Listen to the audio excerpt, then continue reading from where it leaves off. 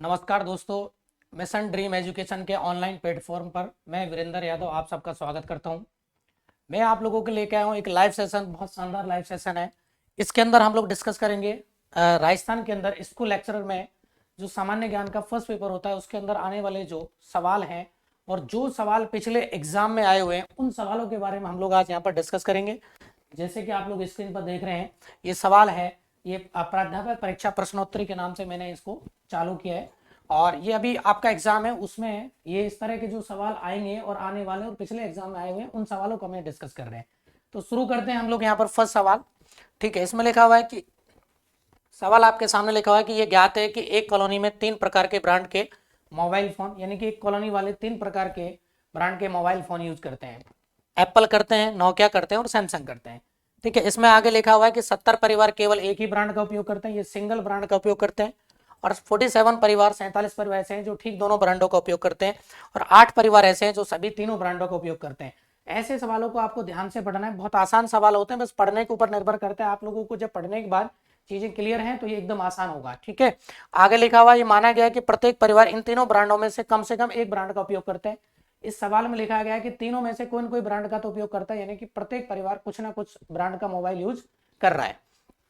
आगे बोला है कि कितने परिवार सभी तीनों ब्रांडों का उपयोग नहीं करते हैं। आपसे पूछा जा रहा है सवाल में कि तीनों ब्रांडों का उपयोग नहीं करते हैं।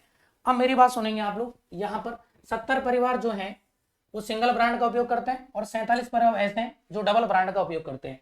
अब आप लोगों से पूछा है कि तीनों ब्रांडों का उपयोग नहीं करते हैं, तो हमें इस चीज को ध्यान से पढ़ना है कि तीनों ब्रांडों का उपयोग कितने लोग नहीं कर रहे हैं। यहाँ पर 8 ऐसे लोग हैं या 8 ऐसे परिवार हैं जो तीनों का उपयोग करते हैं, लेकिन सवाल में पूछा है कि तीनों का प्रयोग नहीं करते, उसके अलावा क्या है, चाहे वो 2 ब्रांड का यूज करे चाहे सिंगल का। तो एक सिंगल ब्रांड को यूज करने वाले हैं 70 परिवार और डबल ब्रांड को यूज करने वाले 47 परिवार हैं। तो अगर हम इसका टोटल करते हैं तो दोस्तों ये आएगा 117, यानी कि 117 परिवार ऐसे हैं जो सिंगल और डबल ब्रांड का उपयोग करते हैं, यानी कि तीनों ब्रांडों का उपयोग नहीं करते हैं, केवल और केवल सिंगल और डबल ब्रांड का उपयोग करते हैं। वो आंसर में क्या आ जाएगा, 117 आ जाएगा। तो उम्मीद करता हूं कि सवाल बहुत आसान था। इसमें छोटी सी चीज आपको यहां समझनी थी कि ऐसे कितने परिवार हैं जो तीनों ब्रांडों का उपयोग नहीं करते हैं। तो 3 परिवार हैं, उसको वो 8 परिवार हैं, हम लोग उसको हटा देंगे। बाकी जो परिवार हैं 70 और 47 वो या तो एक ब्रांड का उपयोग कर रहे हैं या दोनों ब्रांडों का उपयोग कर रहे हैं। तो इस तरीके से आपको जो सवाल पूछा गया था इसका आंसर बनेगा 70 + 47 = 117। दोस्तों नेक्स्ट सवाल की अब बात करते हैं हम लोग। नेक्स्ट सवाल देखिए, लिखा हुआ है कि कौन सा कथन असत्य है, यानी कि which one of the following is false, इनमें से कौन सा असत्य है। हम लोग असत्य की बात कर रहे हैं, तो इसको हम लोग एक एक इसके ऑप्शन समझते हैं और पढ़ते हैं। आयत चित्र एक सतत वर्ग वाली बारंबारता बंटन के अनुरूप दंड आकृति है, बिल्कुल सही बात है। सतत वर्ग वाली बारंबारता बंटन के अनुरूप की आकृति बनती है ये। उसके बाद सभी दंडों की चौड़ाई वर्ग अंतराल के समान होती है, बिल्कुल सही बात है। जितनी वर्ग अंतराल ज्यादा होगा चौड़ाई ज्यादा होगी, वर्ग अंतर कम है चौड़ाई कम हो जाएगी। दंडों की ऊंचाई संगत वर्ग की बारंबारता के समानुपाती होती है, ये भी सही है कि बारंबारता जितनी ज्यादा होगी उसकी ऊंचाई जो है उनके साथ चलती है। अगर बारंबारता ज्यादा लिखी तो ऊंचाई को हम लोग बढ़ा देंगे। तीसरा है जो आयत के चित्रों के खंडों के मध्य कभी भी दरार संभव नहीं है। इसमें बोल रहा है कि कौन सा असत्य है, तो यही असत्य है क्योंकि इनके बीचों में दरार संभव है, बीच में दरार आती है, यहाँ पर दरार संभव नहीं है। ये क्या हो जाएगा, इसका असत्य हो जाएगा। ठीक है, तो बहुत बेसिक सवाल था ये। आप लोगों के जो बहुलक माध्यिका इस तरीके का जो चैप्टर है आपके यहाँ पर सिलेबस में जो आप लोगों का स्टैटिक्स से रिलेटेड ये पार्ट है उसमें से ये सवाल पूछा गया था और ये थ्योरेटिकल पोर्शन का सवाल है, आप लोगों को ये आना चाहिए था। इसमें ये पूछ रहा था कि असत्य है, तो इसमें से ये ऑप्शन वाला आपका असत्य बनेगा कि आयत चित्रों के खंडों के मध्य कभी भी दरार संभव नहीं है। ऐसा नहीं है, आयत चित्रों के बीच में दरार बिल्कुल संभव है। ठीक है, तो ये असत्य हो जाएगा। ठीक है, नेक्स्ट सवाल की हम लोग बात कर रहे हैं। नेक्स्ट सवाल, परिमेय संख्या का दशमलव निरूपण नहीं हो सकता है, यानी कि जो परिमेय संख्या है दोस्तों उसका दशमलव निरूपण नहीं हो सकता। आप ध्यान रखना, निरूपण नहीं पूछ रहा है, वो नहीं हो सकता है, इस बात को आप ध्यान से समझेंगे। तो देखिए, जो परिमेय संख्या होती हैं वो बिल्कुल, आप परिमेय संख्याओं की परिभाषा जब आप पढ़ते हैं तो इनको हम लोग इस तरीके से लिखते हैं P/Q, जहां पर Q का मान है वो कभी भी 0 नहीं होना चाहिए। पहली बात तो ये है। दूसरी बात दोस्तों, यहाँ पर P और Q है, ये दोनों के दोनों इंटीजर होने चाहिए, पूर्णांक होने चाहिए। और पूर्णांक जो संख्या होती है ये हमेशा, यानी कि जो पूर्ण संख्या होती है 0, 1, 2 और 3, ये सारी की सारी पूर्ण संख्या होती हैं। और यहां से जो शुरू होती है ये होती है आपकी प्राकृत संख्याएं। ठीक है, तो हम लोग यदि पूर्ण संख्याओं को धनात्मक और ऋणात्मक चिन्हों द्वारा प्रदर्शित कर दें तो ये जो पूर्ण संख्या है वो किस में बदल जाएंगी, पूर्णांक संख्याओं में। ध्यान से क्या समझना था आपको, यदि पूर्ण संख्याओं को प्लस माइनस के चिन्हों द्वारा प्रदर्शित कर दिया जाए तो ये संख्याएं हमारी बन जाती हैं इंटीजर, पूर्णांक। पूर्णांक आपने पढ़ा होगा दो प्रकार के होते हैं, पॉजिटिव और नेगेटिव, ठीक है। यहाँ जीरो के बारे में बात कर रहे हैं तो जीरो ना तो कभी पॉजिटिव होता है ना कभी नेगेटिव होता है। जीरो एक उदासीन नंबर होता है, एक न्यूट्रल नंबर होता है कभी भी जीरो की बात करें, लेकिन हाँ प्लस माइनस के थ्रू आप लोग इसको यूज करते हैं इसलिए पूर्णांक के अंदर आता है, ठीक है। या इसकी एक परिभाषा होती है दोस्तों कि इसकी एक परिभाषा ये भी बनेगी कि यदि हम लोग दशमलव के बाद अंकों की पुनरावृत्ति हो रही है या दशमलव के बाद अंकों की गिनती की जा सके, इस तरीके से मान लो कि ऐसा कोई नंबर ये पुनरावृत्ति हो रही है तो ये भी परिमेय संख्या होती है। और दशमलव के बाद अंकों की गिनती की जा सके जैसे 0.25, ये भी आप लोगों की परिमेय संख्या होती है। लेकिन जो अपरिमेय संख्या होती हैं वो हमेशा क्या होता है कि उनको ना तो आप P/Q के रूप में लिख सकते हैं और ना ही दशमलव के बाद कोई अंक की पुनरावृत्ति हो रही है, ठीक है, और ना ही वो कहीं रिपीटेशन होता है। तो इस तरह की जो संख्या कहलाती है अपरिमेय संख्या। यहाँ पर बोल रहे हैं कि परिमेय संख्या का दशमलव निरूपण नहीं हो सकता। देखो परिमेय संख्या बिल्कुल शांत परिमेय संख्या के अंदर आती है। अनावसनी बिल्कुल हो सकती है, अनावसनी का मतलब होता है अशांत, ठीक है, ये अशांत होती है। नॉन टर्मिनेटिंग डेसिमल हम लोग इसको बोलते हैं अशांत, ठीक है। उसके बाद यहाँ बात कर रहे हैं हम लोग ये अनावसनी लेकिन आवर्ती। देखो अशांत लेकिन आवर्ती ये भी नहीं होगा इसका, तो ये भी मतलब इस तरीके से अनावसनी हो सकती है और आवर्ती रिपीटेशन हो सकता है, ठीक है भाई, यही तो है। ये अनावसनी आवर्ती हो गया कि पॉइंट के बाद लगातार कोई नंबर आ रहा है, कोई अंक डिजिट जो है बार बार रिपीट हो रही है, पॉइंट के बाद बार बार रिपीट हो रही है, लेकिन क्या है उसकी आवर्ती हो रही है। तो ये भी आप लोग यहाँ पर देख पा रहे हैं। अब दूसरी बात आती है अनावसनी और अनावर्ती। तो दोस्तों ये इसमें पूछ रहा है कि निरूपण नहीं हो सकता है, कभी भी जो परिमेय संख्या होगी वो इस तरह की नहीं हो सकती। अनावसनी मतलब अशांत और अनावर्ती, ठीक है। तो ये जो इसका आंसर होगा ये बिल्कुल इसका राइट आंसर होगा, ये वाला आंसर, अनावसनी और अनावर्ती। अनावसनी का मतलब होता है अशांत, अनावर्ती का मतलब आप लोग जानते हो जो रिपीट बार बार नहीं हो रही है, जिसमें किसी अंक की बार बार पुनरावृत्ति नहीं हो रही है। जैसे कि इसका मतलब हो गया अपरिमेय संख्या। यह अपरिमेय संख्या की परिभाषा होती है, आप जानते हो पाई की जो वैल्यू होती है वो 3.14 आगे यहाँ पर खत्म नहीं होती है, ना ही कभी इसके बाद कोई पॉइंट के बाद कोई डिजिट रिपीट होती है, ये इस ना ही एक पर्टिकुलर सीक्वेंस में रिपीट होता है, ना कभी ये खत्म होती है, ऐसे चलती रहती है। इसलिए पाई को हम लोग हमेशा मान के चलते हैं अपरिमेय संख्या।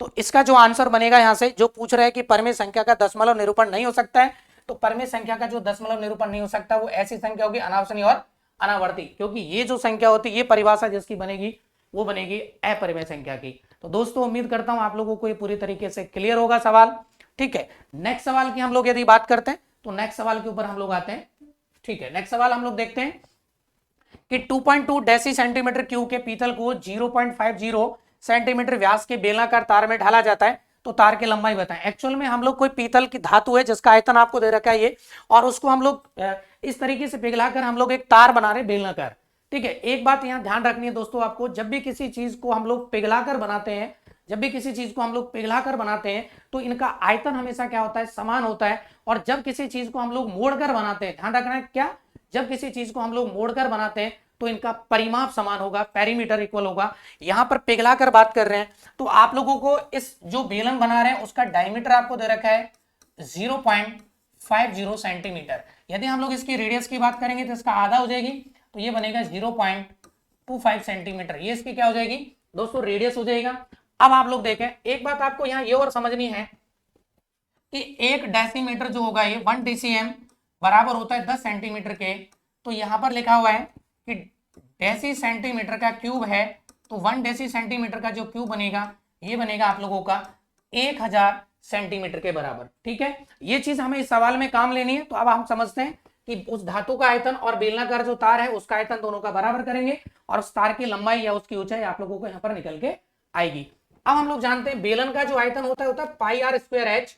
बेलन का यहाँ पर अगर आयतन की बात करें कि जो बेलन का आयतन होगा, बेलन का आयतन ये दोस्तों बनेगा आप लोगों का पाई आर स्क्वायर एच। बेलन का आयतन क्या होगा, पाई आर स्क्वायर एच। अब आप लोग जो धातु दे रखे पीतल की उसका आयतन बराबर कर देंगे 2.2 और डेसी सेंटीमीटर क्यूब सेंटीमीटर में बदलेंगे तो 1000 से डायरेक्ट आप गुना कर दो, बराबर में लिखेंगे पाई, पाई की वैल्यू हम लोग डायरेक्ट रख रहे हैं यहाँ पर 22/7, ठीक है। आर स्क्वायर, आर की वैल्यू यहाँ से क्या है, बेलन का रेडियस कितनी थी 0.25, तो स्क्वायर है इसलिए दो बार हम लोग यहाँ पर लिखेंगे गुना 0.25 और गुना में तार की लंबाई या ऊंचाई यहां से आप लोग निकाल लेंगे। देखें दोस्तों, ये पॉइंट हटाएंगे तो नीचे एक 10 आएगा, यहाँ ये पॉइंट हटेगा तो नीचे 100 आएगा, ये पॉइंट हटेगा तो नीचे 100 आएगा, क्योंकि पॉइंट के बाद 2 डिजिट है इसलिए 2 डिजिट है। तो आप लोगों को पता है कि जब दशमलव हटता है पॉइंट के बाद जितने भी अंक होते हैं उतनी जीरो आप लोग नीचे लगा देते हैं। ठीक है, अब इसको थोड़ा सा हम लोग सॉल्व करते हैं। देखिए 25 से ये कितनी बार कटेगा, फिर 4 बार। ये 25 से कितनी बार कटेगा, 4 बार। ठीक है, उसके बाद देखें ये 22 से 22 कट जाएगा, ये वाला पॉइंट के कारण 10 आ जाएगा इधर, और ये 22 से 22 कट जाएगा। ये 0 से एक 0 और काट लेंगे। अब देखें 4 चौका 16 होता है, 16 को 7 से गुना करेंगे तो 16 संता 112, और इधर से आप लोगों के यहाँ 2 जीरो बच रही थी, ये आप लोगों का सेंटीमीटर में आएगा। इस बेलनाकार जो तार है उसकी लंबाई सेंटीमीटर में आई है, लेकिन ऑप्शन आप लोगों को मीटर में दे रखा है, तो सेंटीमीटर को जब आप मीटर में बदलेंगे तो 100 का डिवाइड करेंगे। दोस्तों यहां जैसे आप 100 का डिवाइड करेंगे तो ये जो आपका आंसर बदल जाएगा, ये मीटर में दोनों जीरो कट जाएगा, तो यहां से आपका 112 मीटर जो तार की लंबाई, या हम लोग इसको ऊंचाई कहें, ये तार की लंबाई आ जाएगी। तो हमारा जो ऑप्शन आएगा दोस्तों आएगा ए ऑप्शन 112 मीटर। देखें ऐसे सवालों में ज्यादा कुछ नहीं होता है। ऐसे सवालों के अंदर सिर्फ जो आप पिघला कर बना रहे होते हैं तो हमें आयतन को बराबर करना होता है। कोई भी चीज अगर मान लो यहाँ एक गोला होता तो गोले का आयतन हम लोग बेलन का आयतन के बराबर कर देते। ठीक है, इस तरीके से आप लोग सवाल सॉल्व करेंगे। तो ये मैं अब नेक्स्ट सवाल की आगे बात कर रहा हूं, तो एक बार नेक्स्ट सवाल आप लोग और देखेंगे। देखें ये रीजनिंग का सवाल है दोस्तों। यहाँ पर प्लस का अर्थ है भाग और भाग का अर्थ है गुणा। देखो आप ध्यान से समझेंगे कि प्लस का अर्थ होता है भाग, लिखा हुआ है इसमें, प्लस का अर्थ क्या है, भाग है, और भाग का अर्थ क्या है, यहाँ पर भाग का अर्थ आप लोगों को दे रखा है यहाँ पर गुणा। ठीक है, उसके बाद माइनस का अर्थ दोस्तों क्या दे रखा है आप लोगों को, माइनस का अर्थ दे रखा है प्लस। ठीक है, आगे जो हम बात करेंगे कि प्लस का अर्थ क्या है, तथा यहाँ पर माइनस का अर्थ है प्लस, तथा गुणा का अर्थ है माइनस। यहाँ जो गुणा दे रखा है इसका अर्थ है माइनस। ये चीजें आपको दे रखी है, अब सवाल में हम लोग इनको यूज करेंगे। तो देखें आप लोग, सबसे पहले मैं आप लोगों को बता देता हूं कि 20 माइनस को हमने किस में बदलना है, माइनस को करना है दोस्तों प्लस, प्लस हो जाएगा 16, और ये जो प्लस दे रखा है इस प्लस को हम लोग किस में बदलेंगे, भाग में। यहाँ भाग लिखेंगे आप लोग 4। उसके बाद जो गुणा है दोस्तों, गुणा को किस में बदलेंगे, माइनस में, तो -3, और जो भाग दे रखा है भाग को हम लोग यहाँ पर किस में बदलेंगे, गुणा में, यानी कि गुणा क्या हो जाएगा, ये 2। अब आपने कभी पढ़ा होगा बोर्ड मास दोस्तों, बोर्ड मास। देखो बोर्ड मास क्या होता है, ये किसी भी जो आप लोगों के सिंप्लीफिकेशन वाले जो एक्सप्रेशन आते हैं, इस तरह की जो चीजें होती हैं कैलकुलेशन में, बेसिक कैलकुलेशंस में, उसमें बोर्ड मास का कॉन्सेप्ट बहुत शानदार तरीके से काम करता है। और ये गुणा भाग जोड़ ऑफ ब्रैकेट इन सबको सॉल्व करने की एक प्रायोरिटी होती है। देखिए सबसे पहले बी का मतलब होता है दोस्तों यहाँ पर ब्रैकेट। ब्रैकेट कभी आपने पढ़े हैं तो ब्रैकेट होते हैं 4 प्रकार के, ध्यान रखना। सबसे पहले ब्रैकेट में आता है लाइन कोष्टक, इसको हम लोग लाइन ब्रैकेट बोलते हैं। ठीक है, उसके बाद हम लोग इसको रेखा कोष्टक भी बोलते हैं। कौन सा कोष्टक बोलेंगे इसको, रेखा कोष्टक। ठीक है भाई, उसके बाद हम लोग यहाँ बात कर रहे हैं, अब देखो लाइन ब्रैकेट का मतलब यदि 2 + 3 इसके ऊपर बाहर लगाए तो सबसे पहले ये सॉल्व होगा, 2 और 3 कितना हो जाएगा, ये 5 हो जाएगा। बस बाहर का मतलब ऐसा नहीं है कि हम नेगेटिव कर देंगे या कुछ इसको बदल देंगे साइन को, ऐसा कुछ नहीं है। जहां पर भी ब्रैकेट इस तरीके से लिखा है इनके बीच में तो जो है वैसे ही रहेगा, बस सबसे पहले ये सॉल्व होता है। उसके बाद आपने पढ़ा होगा कि स्मॉल ब्रैकेट, ये हम लोग सॉल्व करते हैं छोटे वाला। और फिर आपने पढ़ा होगा करली ब्रैकेट, हम लोग इसको मजला भी बोलते हैं। ठीक है, करली या मजला बीच वाला ब्रैकेट। और एक होता है दोस्तों ये ब्लॉक ब्रैकेट, जिसको हम बड़ा बोलते हैं या बिग ब्रैकेट बोलते हैं, तो ये होता है। उसके बाद ये ऑफ जो है वो सबसे पहले सॉल्व होता है ब्रैकेट के बाद। ठीक है, फिर डिवीजन, ये आपका भाग हो जाएगा डिवीजन, फिर मल्टीप्लिकेशन हो जाता है, फिर एडिशन हो जाता है, फिर आप लोगों का सब्ट्रैक्शन हो जाता है माइनस। इस तरीके से हम लोग सॉल्व करते हैं। तो यहाँ पर आते हैं इस चीज को यूज करते हुए। देखिए सबसे पहले यहाँ ना तो इसमें कोई ब्रैकेट है ना इसमें कोई ऑफ है, हम लोग सीधे डिवीजन की बात करें तो डिवीजन होगा। तो देखें 20, जब इस 4 का यहाँ भाग करेंगे तो प्लस का हो जाएगा 4। उसके बाद देखें आप लोग मल्टीप्लिकेशन इस सॉल्व होगा तो माइनस में आप लोग पहले इन दोनों को गुणा करेंगे तो 6। उसके बाद आपको होता है प्लस माइनस की पैरिटी बराबर होती है, जो मर्जी जैसे आप लोग इनको ऐड जोड़े घटाएं कोई दिक्कत नहीं आएगी। 20 और 4 कितना बनेगा दोस्तों 24, 24 में से 6 जब घटाएंगे तो आंसर कितना आएगा 18। आंसर कितना आ जाएगा यहाँ से 18। तो ऐसा ऑप्शन में कौन से में आ रहा है, सी ऑप्शन में आप लोगों को आंसर अवेलेबल हो रहा है, इसका आंसर आएगा 18। ठीक है, ब्रैकेट यहाँ पर कितने प्रकार के होते हैं, 4 प्रकार के। लाइन ब्रैकेट जिसको हम हिंदी में रेखा कोष्टक बोलते हैं, देन आपका स्मॉल ब्रैकेट होता है छोटा, फिर करली बीच वाला होगा, और देन होगा आपका बिग या ब्लॉक ब्रैकेट इसको बोलते हैं। ठीक है दोस्तों, उम्मीद है कि आप लोगों को ये पूरी तरीके से सवाल समझ में आया होगा।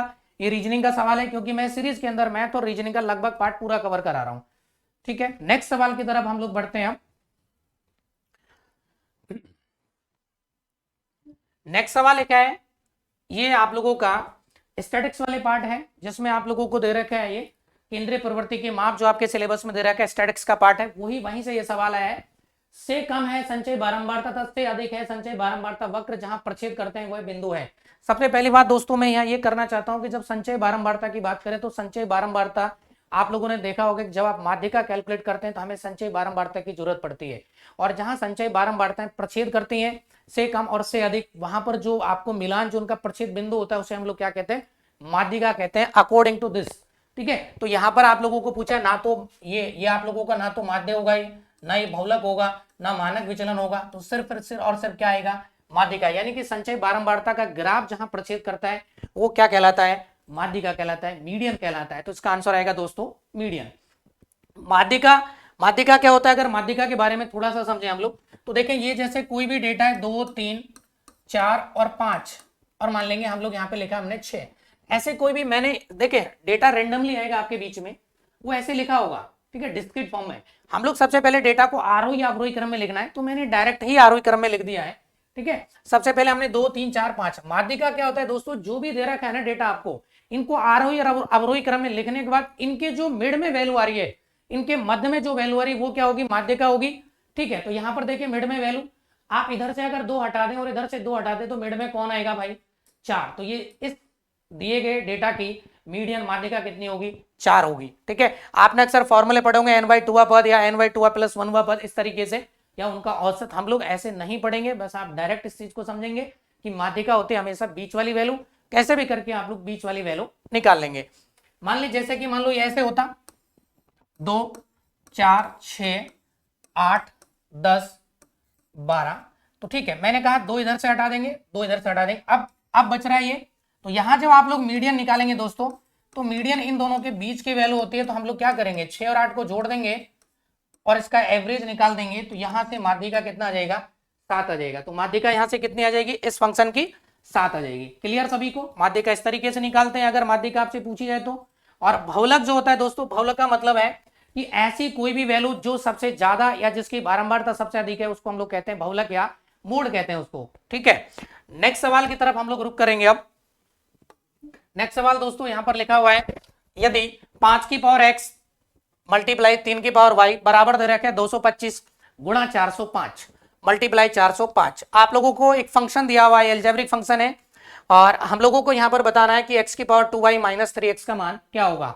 तो दोस्तों बहुत अच्छा सवाल है ये। पहली बात तो आप लोग हमेशा ध्यान रखेंगे, जब एल्जेब्रिक फंक्शन आते हैं तो ये जो डॉट होता है ये मल्टीप्लाई की तरह काम करता है। ठीक है, ये मल्टीप्लाई होता है वहां पर, ना कि पॉइंट होता है। बहुत सारे बच्चे इस चीज को पॉइंट समझ लेते हैं, तो मैं आपको बता देता हूं कि ये पॉइंट नहीं होगा दोस्तों, ये क्या होगा, डॉट होता है, और ये मल्टीप्लाई की तरह काम करता है। ठीक है, एक चीज दूसरी कि जब आधार समान होता है, जब आधार समान होता है तो ध्यान रखना आपको दोस्तों, आधार जब समान होगा तो घातें हमेशा जुड़ जाएंगी। जैसे कि यहाँ x की पावर a x की पावर b है, तो ये बनेगा x की पावर a + b। ठीक है, और जब आधार समान होता है तो घातें जुड़ जाती हैं, ये चीज क्लियर है। और जब आधार समान है तो घातें बराबर भी होती हैं। दूसरी बात, यदि घातें बराबर होंगी तो आधार समान होगा। इट इज क्लियर सभी को। अब हम लोग सवाल के ऊपर आते हैं। सवाल में क्या लिखा हुआ है कि 5 की पावर x मल्टीप्लाई बाई 3 की पावर y बराबर आपको दे रखा है 225 मल्टीप्लाई में 405। दोस्तों हम लोगों को इस डेटा को इस तरीके से ब्रेक करना है जो 5 की पावर और 3 की पावर मिल जाए आपको। ठीक है, तो मैं इसको लिख सकता हूं एक बार, 45 गुना 5, अगर मैं 5 का भाग करता हूं, इसको मैं 5 का करूंगा तो 8 5 40, 81 गुना 5 आ जाएगा। ठीक है, और इसको मैं लिखना चाहूं तो 9 गुना 5 बनेगा, ये गुना में 5, इधर 9 गुना 9 और गुना में 5। इस तरीके से हमारा डेटा मिल रहा है। देखिए 5 की पावर 1 5 की पावर 1 5 की पावर 1, आधार समान है, घातें जुड़ जाएंगी, तो 5 की पावर बनेगा यहाँ से 3। उसके बाद दोस्तों ये जो 9 है ना, 9 इसको हम लोग ऐसे भी लिख सकते हैं 3 की पावर 2, तो यहाँ पर 3 की पावर 2 बनेगा ये। चलो इसको और थोड़ा सा समझ लेते हैं। ये 9 है, इसको 3 की पावर मैं 2 लिख सकता हूँ। ये 5 की पावर मैंने डायरेक्ट जोड़ दिया है, सबकी सब 5 की जितनी पावर थी 1 1 3 बार आ रहा था, इनको जोड़ दिया है। यहाँ पर 3 की पावर 2, यहाँ पर 3 की पावर 2। अब आप देख रहे हैं कि 3 की पावर 2 3 की पावर 2 3 की पावर 2 और 5 की पावर यहाँ पर क्या है 3, और ये बन गया दोस्तों, अब सारे आधार समान है, 3 बेस है और पावर 2 2 है, तो अगर ये जोड़ेंगे तो ये बनेगा 6 और बराबर में कितना चल रहा था ये 5 की पावर x गुणा में 3 की पावर y। अब हम लोगों को क्या करना है, इसको तुलना करनी है कि जब आधार समान होता है तो घात समान होता है। यहाँ 5 की पावर 3 है, यहाँ 5 की पावर x है, तो x की वैल्यू यहाँ से क्या आ जाएगी 3। उसके बाद ऐसे यहाँ 3 की पावर y है और यहाँ 3 की पावर 6 है, तो y की वैल्यू दोस्तों क्या आ जाएगी, यहाँ पर 6 आ जाएगी। क्लियर बात सभी को। अब यदि हम लोग यहाँ पर बात करते हैं कि हमें क्या पूछा गया था, तो हमसे पूछा है ये x की पावर 2y माइनस 3 की पावर x, तो x की वैल्यू हमारे पास यहाँ से 3 आई है, तो यहाँ 3 रखेंगे 2 और y की वैल्यू दोस्तों क्या थी यहाँ से 6 माइनस में 3 और x की वैल्यू 3 है, तो यहाँ 3 रख देंगे। देखिए 6 दूनी 12 में से 3 दिया 9 जाएगा, तो 12 माइनस 9 इसको लिखेंगे हम लोग 3 की पावर 3 और दोस्तों इसका मतलब होता है 27। तो हमारा आंसर कितना आएगा यहाँ पर 27 आंसर आएगा। इस फंक्शन का जो आंसर आ रहा है वो 27 आंसर आ रहा है। ठीक है, बहुत आसान सवाल था, बस आपको इस तरीके से ब्रेक करना था और यहाँ पर x और y का मान निकालना था। जैसे हमारे पास x और y का मान आया, हमने उस मान को यहाँ पर रख दिया और सॉल्व किया, तो हमारे पास आंसर यहाँ से अवेलेबल हो गया। ठीक है दोस्तों, नेक्स्ट सवाल की बात करते हैं। नेक्स्ट सवाल, ठीक है, नेक्स्ट सवाल की जब बात करेंगे हम लोग, तो यहाँ पर देखें आप लोग नेक्स्ट सवाल, ये रहा आपके पास नेक्स्ट सवाल। एक घनाभ की लंबाई चौड़ाई एवं ऊंचाई का योग। देखिए दोस्तों यहाँ थोड़ी सी मिस्टेक की गई है, घनाभ की लंबाई चौड़ाई का जो योग दे रखा है वो x सेंटीमीटर है ये, और उसके विकर्णों की लंबाई जो है, विकर्ण की जो लंबाई है वो y सेंटीमीटर है। तो इसका पूर्ण यानी कि इसके संपूर्ण पृष्ठ के क्षेत्रफल की बात कर रहा है, इसके संपूर्ण पृष्ठ के क्षेत्रफल की बात कर रहा है। ठीक है, कि क्षेत्रफल क्या होगा। तो सबसे पहले तो मैं ये बता देता हूं कि यदि हम लोग यहाँ पर बात करते हैं,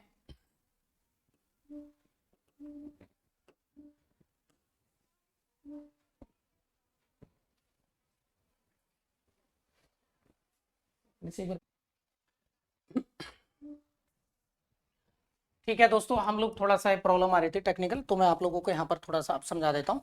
देखिए घनाभ की लंबाई चौड़ाई और ऊंचाई का योग आपको दे रखा है। घनाभ की लंबाई चौड़ाई ऊंचाई, देखो हम लंबाई मान लेते हैं इसकी L और चौड़ाई को B मान लेते हैं और इसको हम लोग मान लेते हैं ऊंचाई को S से ही। तो इनका योग जो आपको दे रखा है वो आप लोगों को यहाँ पर दे रखा है ये। ठीक है, आप लोगों को इनको योग दे रखा है x। और घनाभ का विकर्ण आपने कभी देखा होगा, तो घनाभ के अगर मैं विकर्ण की बात कर रहा हूँ तो विकर्ण के बारे में आपने पढ़ा होगा। विकर्ण इस तरीके से आप निकालते हो L square plus B square plus H square. इस घनाभ के विकर्ण की जो लंबाई आपको सवाल में दे रखी है वो y सेंटीमीटर है। ठीक है, इसको हम लोग समीकरण 1 मान लेते हैं दोस्तों, इसको समीकरण हम लोग 2 मान लेते हैं। तो सबसे पहली बात तो मैं आपको एक फॉर्मूला यहाँ सिखा रहा हूँ, आपने पढ़ा होगा कभी कि a प्लस बी प्लस सी का जो स्क्वायर होता है, ठीक है, a प्लस बी प्लस सी का जो स्क्वायर होता है ऑल स्क्वायर, ये जो बनता है हमेशा a square plus B square plus C square plus 2ab plus 2bc और प्लस 2ac या c, हम लोग इसको ऐसे लिखते हैं। देखिए आप लोग यहाँ समीकरण जो फर्स्ट है पहले इसका वर्क करेंगे, वर्क कर लेते हैं दोस्तों। तो ये बनेगा L square plus B square plus H square plus में 2ab यानी कि 2lb और प्लस में क्या लिखेंगे आप लोग यहाँ पर 2bh और प्लस में 2hl और यहाँ पर बराबर में आ जाएगा एक्स स्क्वायर। और आपने एक और चीज देखी होगी कि जो घनाभ होता है इसका जो टोटल सरफेस एरिया होता है, आपने ये पढ़ा होगा फॉर्मूले में 2, ठीक है, 2 लंबाई गुना चौड़ाई प्लस चौड़ाई गुना ऊंचाई प्लस ऊंचाई गुना लंबाई, इस तरीके से हम लोग यहाँ पर पढ़ते हैं। ठीक है, तो दोस्तों ये जो बन रहा है ना इसमें, ये एक्चुअल में घनाभ के टोटल सरफेस एरिया का ही फॉर्मूला है, कुल पृष्ठीय क्षेत्रफल का ही फॉर्मूला है। अब हम लोग जब यहाँ पर बात कर रहे हैं कि ये हमें निकालना है और L square plus B square plus H square. अब एक और चीज, आप सब जब समीकरण नंबर यहाँ से इसको 2 मानते हैं हम लोग, जैसे समीकरण नंबर 2 पे आप लोग आते हैं तो इसका भी वर्क करते हैं, तो जो डी स्क्वायर बनेगा यानी कि बराबर में हम लोग लिखेंगे इसको L square plus B square, ठीक है, और प्लस में एच स्क्वायर और इसकी जो वैल्यू आपके पास बनेगी वाई स्क्वायर। ठीक है, तो यानी कि अगर हम लोग यहाँ पर बात कर रहे हैं समीकरण 2 का स्क्वायर हमने किया तो L square plus B square plus H square का जो सम आ रहा है दोस्तों, इसका वर्क करने पर वाई स्क्वायर आ गया। इसका मतलब हम लोग यहां से ये वैल्यू यहां रख देंगे उठा के, तो हमारे पास ये बनेगा वाई स्क्वायर प्लस में टोटल सरफेस एरिया, क्योंकि तो टीएसए हो गया और बराबर में क्या आ रहा है एक्स स्क्वायर। हमें एक्चुअल में टीएसए की जरूरत है इसमें, तो जो टीएसए बनेगा आपका ये हो जाएगा X square minus Y square. तो ये ही आप लोगों का ऑप्शन है इसमें कि टोटल जो सरफेस एरिया बनेगा घन आपका वो X square minus Y square, ऐसा ये ऑप्शन आप लोगों को 20 में दिया हुआ है दोस्तों। ठीक है, ये आप लोगों को यहां पर ऑप्शन दिया हुआ था।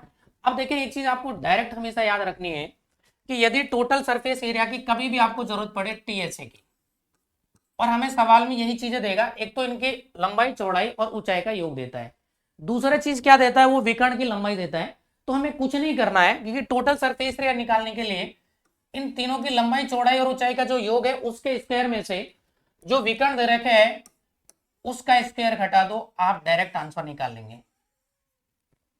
ये सवाल तो यहाँ एक्स और वाई में दे रखा है। एक और सवाल मैं कराऊंगा जहां पर एक्स और वाई इन दोनों का मैथमेटिकली फॉर्म में वैल्यूज लिखी हुई है, तो जैसे हम वहां डायरेक्ट इसको यूज करेंगे तो आप इसको याद कर लेना, एग्जाम में इस बार भी इसमें सवाल बन सकता है। ये इंपॉर्टेंट कॉन्सेप्ट है, ये चीज आप लोग ध्यान रखेंगे कि जो टोटल सरफेस एरिया होता है लंबाई चौड़ाई ऊंचाई इनके योग का स्क्वायर माइनस में विकर्ण का स्क्वायर कर देंगे तो आपके पास यहां से आ जाएगा घन आपका टोटल सरफेस एरिया। नेक्स्ट सवाल की दोस्तों बात करेंगे हम लोग। नेक्स्ट सवाल, तो नेक्स्ट सवाल जो है आपका यहाँ ये रीजनिंग का सवाल है, जैसा कि दिया हुआ है सीरीज आप लोगों को दे रखी है, इसका नेक्स्ट पद आपको बताना है। तो यहां पर सीरीज क्या है, डी एच एल, ठीक है, पी टी एक्स, और उसके बाद हम लोग यहां पर लिख रहे हैं बी एफ जे, बी एफ जे, और अगला पद आप लोगों को यहां पर बताना है कि क्या आएगा। ठीक है, तो देखिए डी आप लोग अल्फाबेट के हिसाब से डी कितने पे आता है दोस्तों, 4 पे, एच कितने पे आता है, 8 पे, ठीक है, और एल कितने पे आता है, यहाँ पर 12 पे आ रहा है, पी कितने पे आता है, 16 पे, और टी 20 पे आएगा, एक्स कितने पे आएगा, 24 के ऊपर, ठीक है, और बी जो है ये आपका 2 पे आता है, एफ आपको पता है ये 6 पे आएगा, और जे जो है दोस्तों किस पे आता है, 10 पे आता है। अगर हम लोग जैसे यहाँ सीरीज को देख रहे हैं तो देखें इस 4 यहाँ पर कितना ऐड किया जा रहा है, +4, यहाँ कितना ऐड किया जा रहा है, +4, यानी कि हर जो टर्म आ रही है वो 4 जुड़ने के बाद ही बन रही है। ठीक है, 4 आप लोगों को ऐड कर रहे हैं, तो हमने यहाँ पर जे पे खत्म किया था। जे में अगर 10 में हम लोग 4 जोड़ेंगे तो ये बनेगा 14, फिर 4 जोड़ेंगे तो ये बनेगा 18, और 4 जोड़ेंगे तो दोस्तों ये बनेगा 22। ये तो मैथमेटिकली रूप में, लेकिन 14 नंबर पे एबीसीडी कौन सा आता है, एबीसीडी में से अगर हम देखा जाए तो 14 पे आता है एन, 18 पे दोस्तों आएगा आर, और 22 पे क्या आता है वी।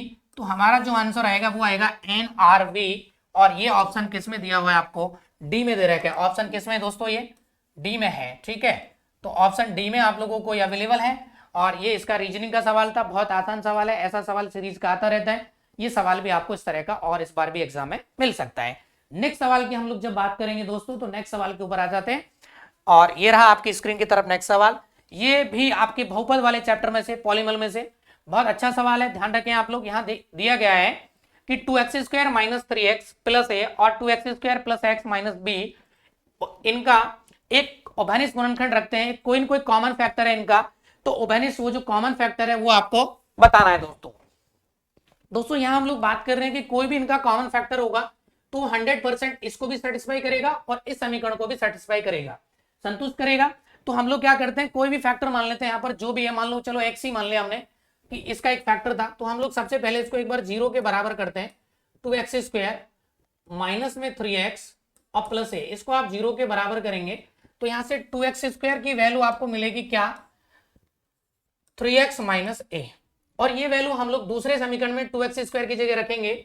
एक समीकरण आपका ये है, दूसरा जो है 2x² plus x minus B, और इसका भी जब कॉमन गुणनखंड है तो इसको भी सेटिस्फाई करेगा, तो इसकी वैल्यू भी 0 के बराबर मिलेगी।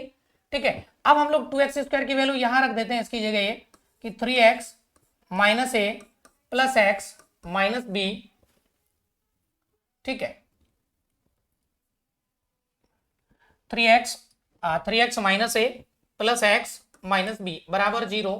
यहां से देखें ये बनेगा 4x और माइनस ए माइनस बी, तो माइनस ए प्लस बी बराबर में दोस्तों आप लिखेंगे 0। तो यहां से जो 4x आ रहा है इसकी वैल्यू बनेगी बराबर में a प्लस बी, और हमारे पास जो x की वैल्यू आएगी वो बराबर में a प्लस बी बाय 4 आ जाएगा। लेकिन हमें x का मान नहीं चाहिए, हमें चाहिए इसका उभयनिष्ठ गुणनखंड। तो ये तो x इसका एक फैक्टर हो जाता है, हमें जब गुणनखंड यहाँ पर चाहिए तो x का मान चाहिए। फैक्टर को हम लोग लिखेंगे दोस्तों ऐसे, x माइनस ए प्लस बी और बाई 4। तो ऐसा कौन से ऑप्शन में दे रखा है आप लोगों को, इस वाले डी ऑप्शन में आपका आंसर अवेलेबल है। ध्यान रखें, देखें मैं आपको बता देता हूं कि मान लो ऐसा कोई एक गुणनखंड है उसका x माइनस 2, तो हम लोग इसमें इसको 0 के बराबर करके और हम x की वैल्यू निकालते हैं यहाँ से, तो x कितना आ जाएगा दोस्तों, 2 आ जाएगा। ठीक है, 0 के बराबर करके 2 का, अब x तो एक मान है, इसका एक शून्यक है जिसपे ये समीकरण को क्या कर रहा है, मान लो संतुष्ट कर रहा है, कोई भी फंक्शन को, किसी भी पॉलीनॉमियल बहुपद को। ऐसे हमने ये जो x बराबर a प्लस बी बाई 4 पे आप यहां रखेंगे चाहे इसमें रखेंगे, तो इनका जो शेषफल मिलना चाहिए आपको, वो इनका जो भी है शेषफल दोनों से बराबर आएगा, या हम लोग कह सकते हैं कि इसका अगर फैक्टर है तो यहाँ पर क्या मिलेगा, ये 0 मिलेगा। ठीक है, तो यहाँ पर फैक्टर होगा इसका, तब आप लोग इसको फैक्टर बनाने के रूप में हम लोग जैसे इसको इधर लेके आएंगे तो ये पूरी टर्म माइनस में हो जाएगा और आपका ऑप्शन चले जाएगा यहाँ से डी ऑप्शन। तो इसका आंसर क्या आएगा दोस्तों, डी आएगा। It is clear. उम्मीद करता हूं कि सभी को ये सवाल भी क्लियर हुआ होगा। नेक्स्ट सवाल की तरफ हम लोग चलते हैं। अब ये भी एक सीरीज का सवाल है दोस्तों, और ये कौन सा पेपर है आप देख रहे हैं कि प्राध्यापक संस्कृत शिक्षा, जो संस्कृत डिपार्टमेंट है, ठीक है, उसका ये है, और 2018 का एग्जाम है। इसमें क्या आया हुआ है, इसके जो सवाल है मैं आपको यहाँ डिस्कस करूंगा। और सवाल नंबर जो हम लोग यहाँ पर बात कर रहे हैं तो ये 11वां नंबर का सवाल है। यहाँ लिखा हुआ है कि निम्न श्रेणी का अगला पद क्या होगा। रीजनिंग का सवाल है दोस्तों, सीरीज आपको दी हुई है 7, 6, 10, 27। इसके हम लोग नेक्स्ट पद की बात कर रहे हैं कि यहाँ आने वाला पद क्या होगा। तो एक बार आप समझेंगे इसको, क्या ये सीरीज कुछ ऐसे लिखी हुई है, 7 गुना 1 माइनस 1 बराबर 6, 6 गुना 2 माइनस 2 बराबर में 6 दूनी 12 में से 2 जाएगा दोस्तों 10 आएगा, 10 का 3 गुना माइनस 3 करेंगे तो ये कितना बनेगा, 30 में से 3 जाएगा तो 27। ऐसे आगे आप क्या लिखेंगे, अब 27 का 4 गुना माइनस का 4 यानी कि 108 माइनस 4, तो आपको ये जो वैल्यू मिलने वाले यहाँ से वो मिलेगा 104। ऐसा कौन से ऑप्शन में आ रहा है, बी ऑप्शन में, तो ये आपका आंसर हो जाएगा। ये सीरीज बन रही थी, बस यहाँ क्या कर रहा है कि किसी संख्या से गुणा करके, जिस संख्या से गुणा कर रहे हैं उसको जो रिजल्ट मिल रहा है उसी को उसमें से घटा रहे हैं। यहाँ 6 में 2 का गुना किया, 10 में 3 का, फिर 3 घटाया, 27 में इस प्रकार 4 का करेंगे और 4 को हम लोग घटा देंगे। रीजनिंग का सवाल था और सीरीज का सवाल है, मैथमेटिकल रीजनिंग हम लोग कह सकते हैं इसको। हाँ, ये बहुत इजी सवाल था। नेक्स्ट सवाल की हम लोग बात करेंगे, नेक्स्ट सवाल की तरफ हम लोग आते हैं। अब दोस्तों यहाँ एक सवाल लिखा हुआ है कि एक समूह में 25 अध्यापक, 20 अभियंताएं, 18 डॉक्टर हैं तथा 12 सेल्समैन ने एक मेला देखने के लिए गए और सभी ने 1330 रुपया खर्च किया है। तो मैं आपको इस सवाल को क्लियर करता हूँ। ये बहुत अच्छा सवाल है, थोड़ा सा अच्छा लेवल का सवाल है दोस्तों। इसको समझते हैं हम लोग। यहाँ पर कितने अध्यापक थे, 25 टीचर है, ठीक है, और उसके अलावा कौन कौन है, 20 अभियंता है, इंजीनियर है 20, कितने इंजीनियर हैं,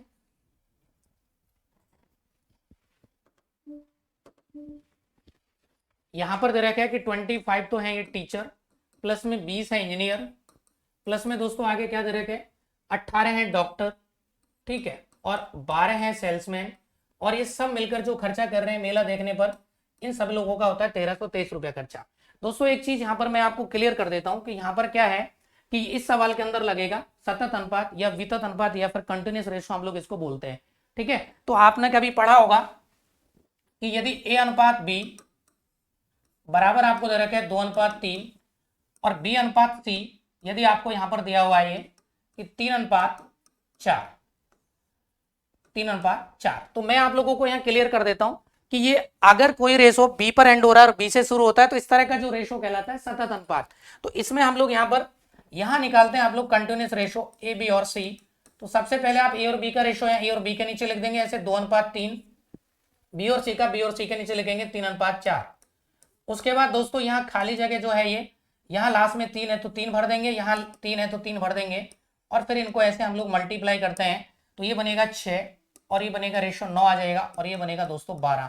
तो इस प्रकार एबीसी का रेशो हमने निकाल दिया, 6, 9 और 12 यहाँ पर रेशो आ गया क्योंकि ये कंटिन्यूअस रेशो है। इस सवाल के अंदर कहीं ना कहीं ये कॉन्सेप्ट काम आने वाला है और यही यहाँ पर आप लोगों को दे रखा है। तो सबसे पहले हम लोग बात कर रहे हैं यहाँ पर कि 5 अध्यापक जो खर्चा कर रहे हैं वो 4 इंजीनियरों के बराबर कर रहे हैं, यानी कि जो 5 टीचर हैं ये 4 इंजीनियर के बराबर खर्चा करते हैं। तो यहाँ से टीचर और इंजीनियर का रेशो आप निकालेंगे तो बनेगा दोस्तों ये 4/5, ठीक है। ऐसे हम लोग आगे बात कर रहे हैं, यहाँ से आगे बोल रहा है ये कि यहाँ पर लिखा हुआ है दोस्तों ये कि 12 जो अभियंता हैं वो 9 डॉक्टरों के बराबर खर्चा करते हैं। 12 जो अभियंता हैं वो कितने डॉक्टरों के बराबर खर्चा करते हैं, 9 डॉक्टरों के बराबर। तो यहाँ पर 12 जो है इंजीनियर वो 9 डॉक्टरों के बराबर, यानी कि आप लोग ए और डी का जब यहाँ रेशो निकालेंगे तो ये बनेगा आपके पास 9/12 दोस्तों। अब देखें 9 को हम लोग 3 से काटें तो ये 3 और ये 3 से काटेंगे तो 4 बार कटेगा। एक और आपको यहाँ पर दिया हुआ था लास्ट क्या लिखा हुआ है कि तथा 6 डॉक्टरों ने 8 सेल्समैन के बराबर खर्चा किया है, यानी कि जो 6 डॉक्टर हैं वो कितने के बराबर खर्चा कर रहे हैं, 8 सेल्समैन के बराबर। तो यहां से डॉक्टर और सेल्समैन का रेशो निकालेंगे तो ये 8/6, और इसको और हम लोग काटना चाहें 2 से, ये 4 बार कटेगा दोस्तों, और ये 2 से कितनी बार कटेगा, 3 बार। ठीक है, मैं एक बार इसको दोस्तों अब रफ कर देता हूं क्योंकि अब मैं इसको समझा चुका हूं, तो ये अपने आप काम करनी है ज्यादा। ठीक है, तो हम लोग इस सवाल के ऊपर फिर बात करेंगे पूरा कंप्लीटली, ये आप लोगों का अब काम करना ही था। ठीक है,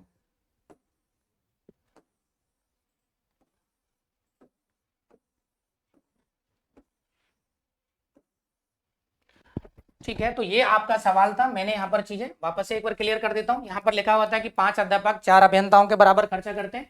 5 टीचर, मैंने अभियंता को, इंजीनियर को लिखा है इसे, और यहाँ बोल रहे आगे कि 12 अभियंताओं ने 9 डॉक्टरों के बराबर, ये 12 अभियंता 9 डॉक्टर के बराबर खर्चा कर रहे हैं, और 6 डॉक्टर जो हैं वो 8 सेल्समैन के बराबर। हमने इन सबको काटा और यहाँ से इन सब का रेशो हमने निकाल लिया। उसके बाद दोस्तों हम देख रहे हैं कि ये ई पर एंड हो रहा है, ये ई से शुरू हो रहा है, ये डी पर एंड हो रहा है, ये डी से शुरू हो रहा है। तो आपको यहाँ से समझ में आना चाहिए कि कॉन्टिन्यूस रेशो बनेगा आपका।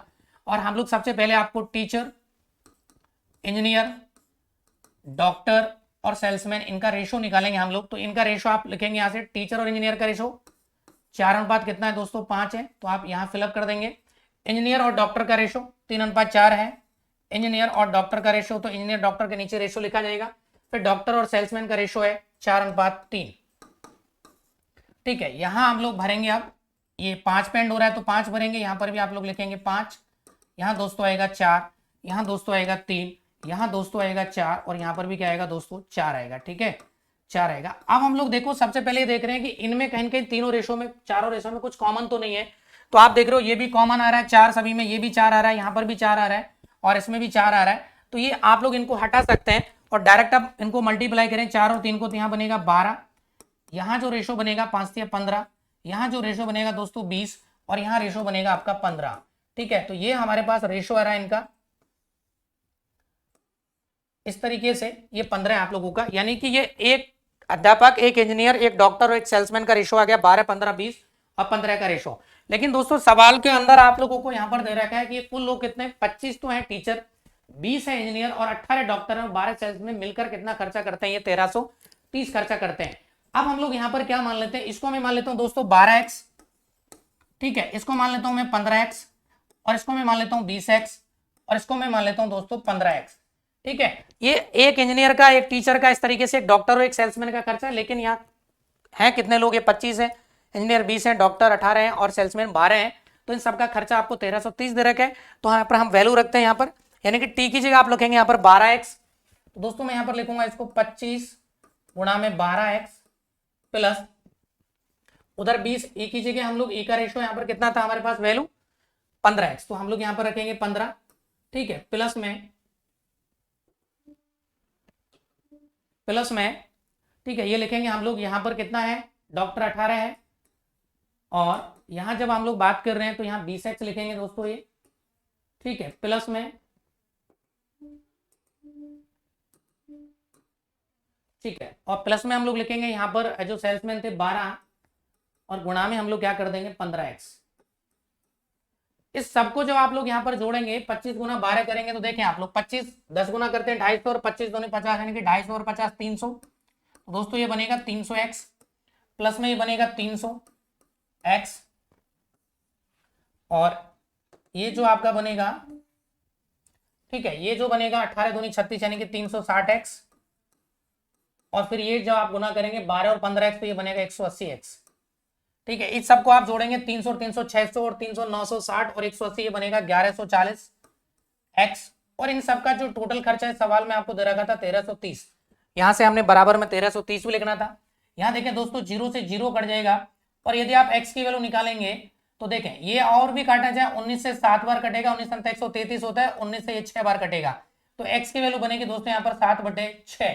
लेकिन हमें सवाल में x का मान नहीं चाहिए, हमें सवाल में चाहिए कि जो प्रत्येक अभियंता है, प्रत्येक इंजीनियर है, वो कितना खर्चा कर रहा है। तो प्रत्येक इंजीनियर का खर्चा दोस्तों सवाल में आप लोगों को पता है कि वो कितना है भाई, इंजीनियर के नीचे यहाँ रेशो आ रहा है जो 15x है, यानी कि वो कितना खर्चा करता है 15x। तो यहाँ इसका जो खर्चे की वैल्यू दे रहा है कि वो 15x है दोस्तों, लेकिन हमारे पास जो x की वैल्यू निकल के आई है वो कितनी है 7/6, और जब आप यहाँ 3 से इसको काटेंगे तो 2 बार कट जाएगा दोस्तों ये, और ये 3 से 5 बार, यानी कि 7 5 35। अब 35 का जब हम लोग आधा करेंगे तो आपको भी पता है कि ये 17.5 आएगा। तो आंसर हमारा कितना आएगा दोस्तों? 17.5, जो कि ऑप्शन बी में आप लोगों को दे रखा है। ऑप्शन बी में हम लोगों को दे रखा है 17.5, आपका आंसर आएगा 35/2। हमने क्या किया है देखें, मैंने एक्चुअल में किया क्या है यहाँ पर, अभी इसको x की वैल्यू जो है वहां पर 15x, वहां पर x की वैल्यू रखी थी, यानी कि जो 15 आप लोगों को दे रखा है ये 15x। तो हम लोग जैसे यहाँ x की वैल्यू रखते हैं दोस्तों, यहाँ x की वैल्यू कितनी आई थी हमारी? 7/6, और जब हम लोग 3 से इसको काटेंगे तो 2 बार कटेगा, ये 5 बार कटेगा, 7 5 35। और 35 में जब आप 2 का भाग करेंगे दोस्तों, तो ये जो बनेगा आपका 35 में जब आप 2 का भाग करेंगे तो ये जो बनेगा आप लोगों का 35 का आधा 17.5। तो एक इंजीनियर दोस्तों कितना खर्चा कर रहा है? 17.5 खर्चा कर रहा है। इट इज क्लियर सभी को? उम्मीद करता हूँ बहुत अच्छा, थोड़ा टफ सवाल था लेकिन आसान है अगर आप इस तरीके से करेंगे तो।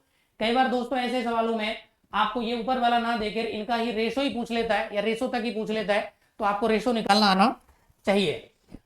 अब हम लोग चलते हैं दोस्तों नेक्स्ट सवाल की तरफ। नेक्स्ट सवाल क्या है उसके बारे में हम लोग यहां पर चलेंगे, तो एक बार देख लेते हैं नेक्स्ट सवाल क्या है। ये रहा आपके पास नेक्स्ट सवाल दोस्तों। ये औसत का सवाल है, औसत आपके सिलेबस में नहीं है, फिर भी सवाल पिछले एग्जाम में आया हुआ है, तो हम लोग एक बार इसको यहाँ पर समझ रहे हैं।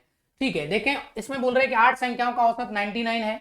तो आपने पढ़ा होगा कि जो औसत होता है दोस्तों, एवरेज, वो हमेशा राशियों का योग, यही पढ़ा है ना आपने, राशियों का योग, राशियों का योग बटे में, राशियों का योग बटे में राशियों की संख्या, राशियों की संख्या।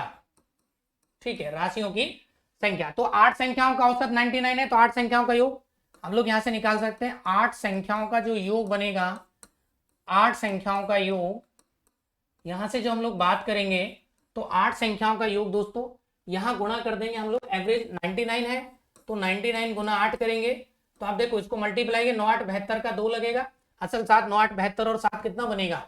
79, यानी कि ये आ गया 792। ठीक है, उसके बाद हम लोग आगे बात कर रहे हैं कि सबसे बड़ी संख्या और द्वितीय सबसे बड़ी संख्या का जो अंतर दे रखा है 18 दे रखा है, इसको हम लास्ट में यूज कर लेंगे।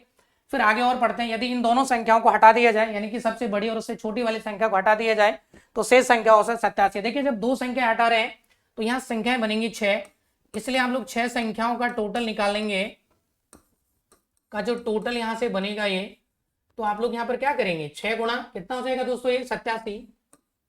तो देखें इसको 7 6 की 42 का 2 बनेगा ये, और 8 6 की 48, हासिल 4 48 और 4 52। अगर हम लोग यहाँ से इसको घटा दिया जाए तो घटाने के बाद हमें 2 संख्या मिलेंगी जो आपने हटाई थी, ए और बी। इनका अंतर निकालें तो वो संख्याएं जो हटाई ए और बी आ जाएगा। तो देखें ये 0 बचेगा 2 में से, ये 7 बचेगा और ये 2 बचेगा, यानी कि इनका जो रिजल्ट आपके पास आ रहा है वो यहाँ से दोस्तों आ रहा है ये। अगर हम लोग यहाँ बात करें तो ये जो आ रहा है आप लोगों का, ये 270 आ रहा था। ठीक है दोस्तों, अब एक और लाइन लिखी हुई है, देखें सबसे बड़ी संख्या वो द्वितीय सबसे बड़ी संख्या, इन जो संख्या से कितना अधिक है, ये 18 अधिक है। तो हम लोग सबसे पहले इनका क्या करेंगे, अंतर और ले लेते हैं, a माइनस बी बराबर में क्या आएगा, ये 18। ये एक तरीके से आपने समीकरण, जो रेखिक समीकरण आपने बचपन से सॉल्व किए हैं, इसको आप लोग सॉल्व करना चाहें तो एक बार इन दोनों को जोड़ देते हैं, दोनों समीकरण को, ए और ए मिलकर बनेगा 2a, और ये माइनस बी और प्लस बी, ये तो कट जाएगा, बराबर बनेगा 270 प्लस में 18। तो यानी कि हम लोग जब इसको जोड़ेंगे तो दोस्तों ये बनेगा 288, और यहाँ पर एक ही वैल्यू 288 का जब आप लोग आधा करेंगे तो आंसर आएगा दोस्तों ये 14 और ये 4, यानी कि 144। तो कौन सा ऑप्शन है आपका, यहाँ पर डी ऑप्शन आपको दिया हुआ है, तो आंसर आएगा दोस्तों आपका 144 आंसर। ठीक है, इट इज क्लियर दोस्तों। आंसर कितना आ रहा है इसका, 144 आंसर है। देखिए आप लोग ऐसे भी समझ सकते हो कि आप लोग इनको जोड़ के आधा करेंगे तो इसका आधा 135 होता है, इसका आधा 9 होता है, 135 और 9 कितना बनेगा, 144 बनेगा। तो आपको ये करने की ज्यादा जरूरत नहीं थी। ठीक है, बाकी आप सॉल्व कर सकते हैं, आसान सवाल था। अब हम लोग, ये औसत का सवाल था, क्लियर होना चाहिए सभी को। नेक्स्ट सवाल की तरफ हम लोग रुक करेंगे हम। तो नेक्स्ट सवाल देखते हैं इसका दोस्तों क्या है। देखें नेक्स्ट सवाल यहां लिखा हुआ है कि एक निश्चित कूट भाषा में लॉग को 27 लिखा गया। ये भी रीजनिंग का सवाल है दोस्तों। यहाँ पर जो लॉग है ना, लॉग, उसको हम लोग किस तरीके से लिख रहे हैं, LOC के, यानी कि लॉग को हमने कोड किया है 27 से। आप समझना, देखो ये कैसे आया है। एक्चुअल में जब हम अल्फाबेट की बात करेंगे तो यहाँ 12 है दोस्तों, ये 15 है दोस्तों। सी की वैल्यू, सी कितने पे आता है, 3 पर, और के कितने पे आता है दोस्तों, 11 पर आता है। इन सबका टोटल हम लोग करते हैं तो देखें 12 और 15 27 और 3 27 और 3 30 और 11 क्या बनेगा दोस्तों 41 बनेगा। 41 का उल्टा करें तो हम लोग यहाँ पर लिखेंगे ये 14 और 41 में से 14 घटा दें तो दोस्तों आंसर आएगा 27, जो कि आप लोगों को इसको लॉग को कोड किया 27 से। तो समझ में आया किस तरीके से कोड किया है। सबसे पहले हमने जोड़ा है इनके अल्फाबेट का जो सम आ रहा है उसका उल्टा जितना सम है उसमें से घटा दिया है तो आंसर आ गया आपके पास यहाँ 27। ऐसे दोस्तों मेंड को भी कोड किया है यहाँ पर MEND। ये जो मेंड है इसको भी हम लोग कोड कर रहे हैं, देखें कैसे। यहाँ पर देख लेते हैं एक बार, यहाँ कोड किया गया -27 है इसको। एक बार हम लोग यहाँ पर सम करेंगे तो ये 13 पे आता है, ये 5 पे आता है दोस्तों, ये 14 पे आता है और D 4 पे आएगा। तो देखिए 18 18 कितना होता है दोस्तों, ये 14 4 18 और 13 5 18 यानी कि 36। 36 का उल्टा होगा दोस्तों 63। जब आप घटाएंगे तो ये माइनस का 27 आएगा। अब हमसे पूछा गया था कि डस्ट को किस तरीके से लिखा जाएगा, यानी कि डस्ट की जब हम लोग बात कर रहे हैं कि डस्ट को किस तरीके से लिखा जाएगा, तो सबसे पहले हम डस्ट को भी कोड कर लेते हैं। ये 4 पे आएगा दोस्तों, ये 21 पे आता है, ये 19 पे आता है दोस्तों और ये 20 पे आता है। यहां यदि हम लोग बात करें, ठीक है, डस्ट है ये, तो देखें ये 4 21 और 4 25, ठीक है। या फिर आप लोग ऐसे ही कर सकते हैं, देखें ये 19 और एक इधर ले आए 20 20 और 20 3 बार आ रहा है तो 20 से 60 और 4 64 बनेगा दोस्तों, ये 64। और इसका जब उल्टा किया जाएगा तो 64 ये बनेगा आप लोगों का कितना, उल्टा करेंगे तो 4 और 6। जब 64 में से आप लोग 46 घटाएंगे तो उम्मीद करता हूं मैं आप लोगों को यहाँ पर देखें 64 14 में से 6 जाएगा 8 और यहाँ बनेगा 1, तो हमारा आंसर आएगा दोस्तों 18, जो कि ऑप्शन में आपको दिया हुआ है। तो एक रीजनिंग का सवाल था, इसको कोड किया गया था। कोड क्या करना था इसको कि जितने भी वैल्यूज दे रखे हैं सबको जोड़ के और उनका उल्टा आपको घटाना है, इस तरीके से इसको कोड किया गया था। तो बड़ा आसान सा सवाल था, आप लोग इसको समझ पाए होंगे उम्मीद करता हूं। नेक्स्ट सवाल की तरफ हम लोग और चलते हैं दोस्तों। नेक्स्ट सवाल, ठीक है, नेक्स्ट सवाल ये आप लोगों को दे रखा है कि यदि बहुपद x की power 4 minus x cube minus 2x square plus 138x minus 35 के पदों के शून्यक 2 प्लस √3 है तो अन्य दो शून्यक बताएं। देखिए दोस्तों मैं आपको बता देता हूं कि शून्यक का मतलब क्या है। शून्यक का मतलब होता है कि जो भी x की वैल्यू आ रही है वो इस समीकरण को संतुष्ट करेंगी और वो वैल्यू रखने पर इसकी वैल्यू बराबर में आपको 0 मिलनी चाहिए। ठीक है दोस्तों, अब हम लोग बात कर रहे हैं कि ये जो समीकरण बनेगा आपका बड़ा लेंथी बनेगा। अगर हम लोग पूरी बेसिक तरीके से सॉल्व करें तो बहुत बड़ा इसका सॉल्यूशन जाने वाला है।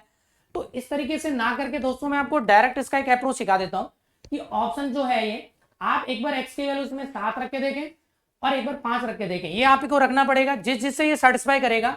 x की वैल्यू 7 रखने से अगर पूरा फंक्शन 0 आ जाए तो मतलब ये इसका शून्यक होगा, ये शून्य होगा। x की वैल्यू 5 रखने पर आ रहा है तो 5 होगा, x की वैल्यू -5 रखने पर आ रहा है तो -5 होगा। जब आप x की वैल्यू 7 और x की वैल्यू 5 रखेंगे माइनस का 5 तो इसकी वैल्यू आएगी दोस्तों 0। ठीक है, तो ये इसके शून्य होंगे। ये काफी लेंथी सवाल है तो आप लोगों को इसमें ज्यादा टाइम वेस्ट नहीं करना है। ऑप्शन से कोई भी वैल्यू उठा के रखनी है और जो सेटिस्फाई कर रहा है वो आप लोगों का आंसर होगा। तो उम्मीद करता हूं मैं ये आप लोगों को मैंने अभी 15 सवाल कराए, ये आपको समझ में आए होंगे। ठीक है दोस्तों, नेक्स्ट सवाल की तरफ हम लोग और रुक करते हैं। यहाँ पर एक नंबर 16 नंबर सवाल लिखा हुआ है, आप लोग एक बार इस सवाल को ध्यान से पढ़ेंगे। क्या सवाल लिखा हुआ था, एक बार हम लोग इस चीज को ध्यान से पढ़ेंगे। एक 3 अंकों की संख्या 4x3 को दूसरी एक 3 अंकों की संख्या 984 में जोड़ने पर एक 4 अंकों की संख्या प्राप्त होती है 13y7 प्राप्त होती है जो कि 11 से विभाजित है। सबसे पहली बात तो आप लोगों को ये जो नंबर मिल रहा है ना दोस्तों, ये किससे विभाजित है, 11 से। तो 11 से भाजकता का जो नियम होता है वो मैं आप लोगों को यहाँ पर क्लियर कर देता हूँ। क्या होता है 11 से भाजकता का नियम, यानी कि सम स्थान पर जो स्थित अंक है, सम स्थान और विषम जो स्थान है, विषम स्थान पर अंकों के योग का अंतर या तो 0 होना चाहिए या 11 का मल्टीपल होना चाहिए। या फिर दूसरा मतलब क्या है कि जब अंकों के योग का अंतर निकालेंगे तो मतलब सम स्थान पर स्थित और विषम स्थान पर स्थित जो अंकों का योग है वो क्या होना चाहिए, बराबर होना चाहिए। तो सबसे पहले इस कॉन्सेप्ट से आप लोग यहाँ y की वैल्यू निकाल सकते हैं। देखो कैसे, 13y और 7, आप सम विषम में ढूंढने की जरूरत नहीं, ऐसे आप एक एक छोड़ के चलते चले ऐसे। तो देखिए 1 + y बराबर में लिखेंगे आप लोग 3 + 7, तो ये y बराबर में देखिए 3 और 7 10, 10 में से जैसे दोस्तों एक घटाएंगे तो आंसर मिलेगा आपको 9। इसका मतलब हमें y मिल गया इसमें 9। ठीक है, हमें चाहिए x + y, तो इसके बारे में भी हम लोग बात करेंगे। ठीक है, यहाँ सवाल शुरू में देखते हैं, वापस से आते हैं कि 3 अंकों की संख्या कितनी है, 4x3। इसमें दूसरी एक 3 अंकों की संख्या 984 को आप जोड़ दें तो आपको संख्या मिल रही थी ये कौन सी 13y7, 13y7, और y की हम लोग वहां से कैलकुलेट कर चुके हैं, तो ये बनेगा 4x3 बराबर में, यहां से अगर हम लोग बात कर रहे हैं बराबर में ये, ठीक है, y की वैल्यू जैसे हम लोग यहां रखेंगे, y कितना आया था हमारा वहां से 9, और इसमें से ये 984 हो जाएगा दोस्तों माइनस, तो आप लोग जैसे ही माइनस करेंगे तो 7 में से 4 जाएगा तो 3, 9 में से 8 जाएगा 1, और 13 में से 9 जाएगा तो 4, ये 413 बराबर आ गया 4x13। अगर ये और ये दोनों बराबर है तो हम लोग इसके अंकों की तुलना करते हैं, देखें 4 की जगह 4 आ रहा है, 3 की जगह 3 आ रहा है, तो x की जगह यहाँ पर क्या होना चाहिए 1, तो हमारे पास x की वैल्यू कितनी आ गई 1 आ गई, और y हमारे पास कितना आया था वहां से 9, हमें बताना है x प्लस वाई, तो x प्लस वाई की वैल्यू दोस्तों 1 प्लस 9, 1 प्लस 9, इसका मतलब दोस्तों ये बनेगा 10, तो हमारा ऑप्शन कौन सा आएगा, ये ऑप्शन 10 आंसर आपका आएगा। नेक्स्ट सवाल की तरफ और हम लोग रुक करेंगे। अब नेक्स्ट सवाल देखो, ये बहुत आसान सवाल था कि 4x3 को मैं एक दूसरी संख्या 984 जोड़ दें तो संख्या मिलती है 13y7, और एक 4 अंकों की संख्या जो 11 से विभाजित होती है, तो 11 के भाजकता का नियम से हमने यहाँ से y का मान निकाल लिया, क्योंकि 11 का भाजकता का नियम ये कहता है कि सम स्थान और विषम स्थान पर जो स्थित अंक होते हैं उनका योग बराबर आना चाहिए, या इनका अंतर 0 आना चाहिए, 11 का मल्टीपल आना चाहिए, तो उस तरीके के कॉन्सेप्ट हमने यूज करते हुए यहाँ पर y की वैल्यू हमने 9 निकाल दी है। ठीक है, तो हमारी संख्या ये बनेगी 13y7, यानी कि y की जगह हम 9 रख लेंगे, ये आगे 914, ये इधर आके घट जाएगा, ये तो इसमें जोड़ा था, इधर आगे बराबर होगा तो माइनस हो जाएगा, घटने के बाद ये बना 413, ये 4x3 था, तो x की वैल्यू जब तुलना की तो हमारे पास x की वैल्यू आ गई दोस्तों यहाँ से 1, हमें चाहिए x प्लस वाई, तो एक x आ गया 1, y आ गया 9, 9 और 1 होता है 10, तो हमारा आंसर आ जाएगा यहाँ से 10। बहुत बेसिक सवाल था, आसान था। नेक्स्ट सवाल हम लोग और देखते हैं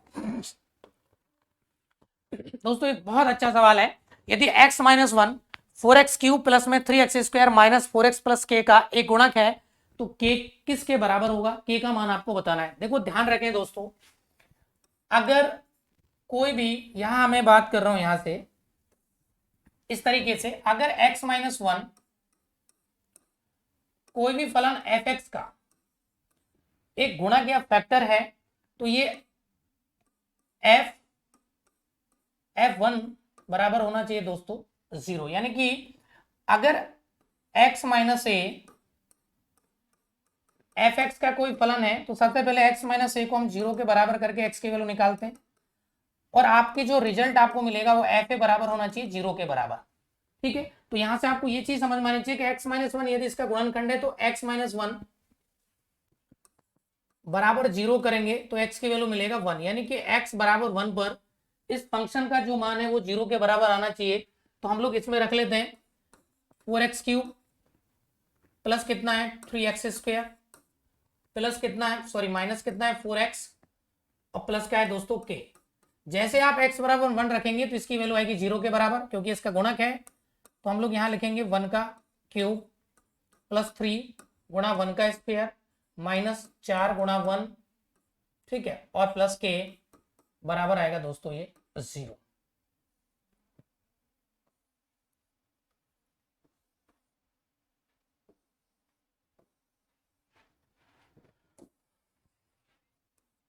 k और बराबर इसको लिखेंगे हम लोग 0। ठीक है, तो देखो दोस्तों, ये 4 गुना 1 का क्यूब 1 बनेगा, तो ये 4 प्लस 3 7 माइनस 4 प्लस k, ठीक है, और बराबर 0 है।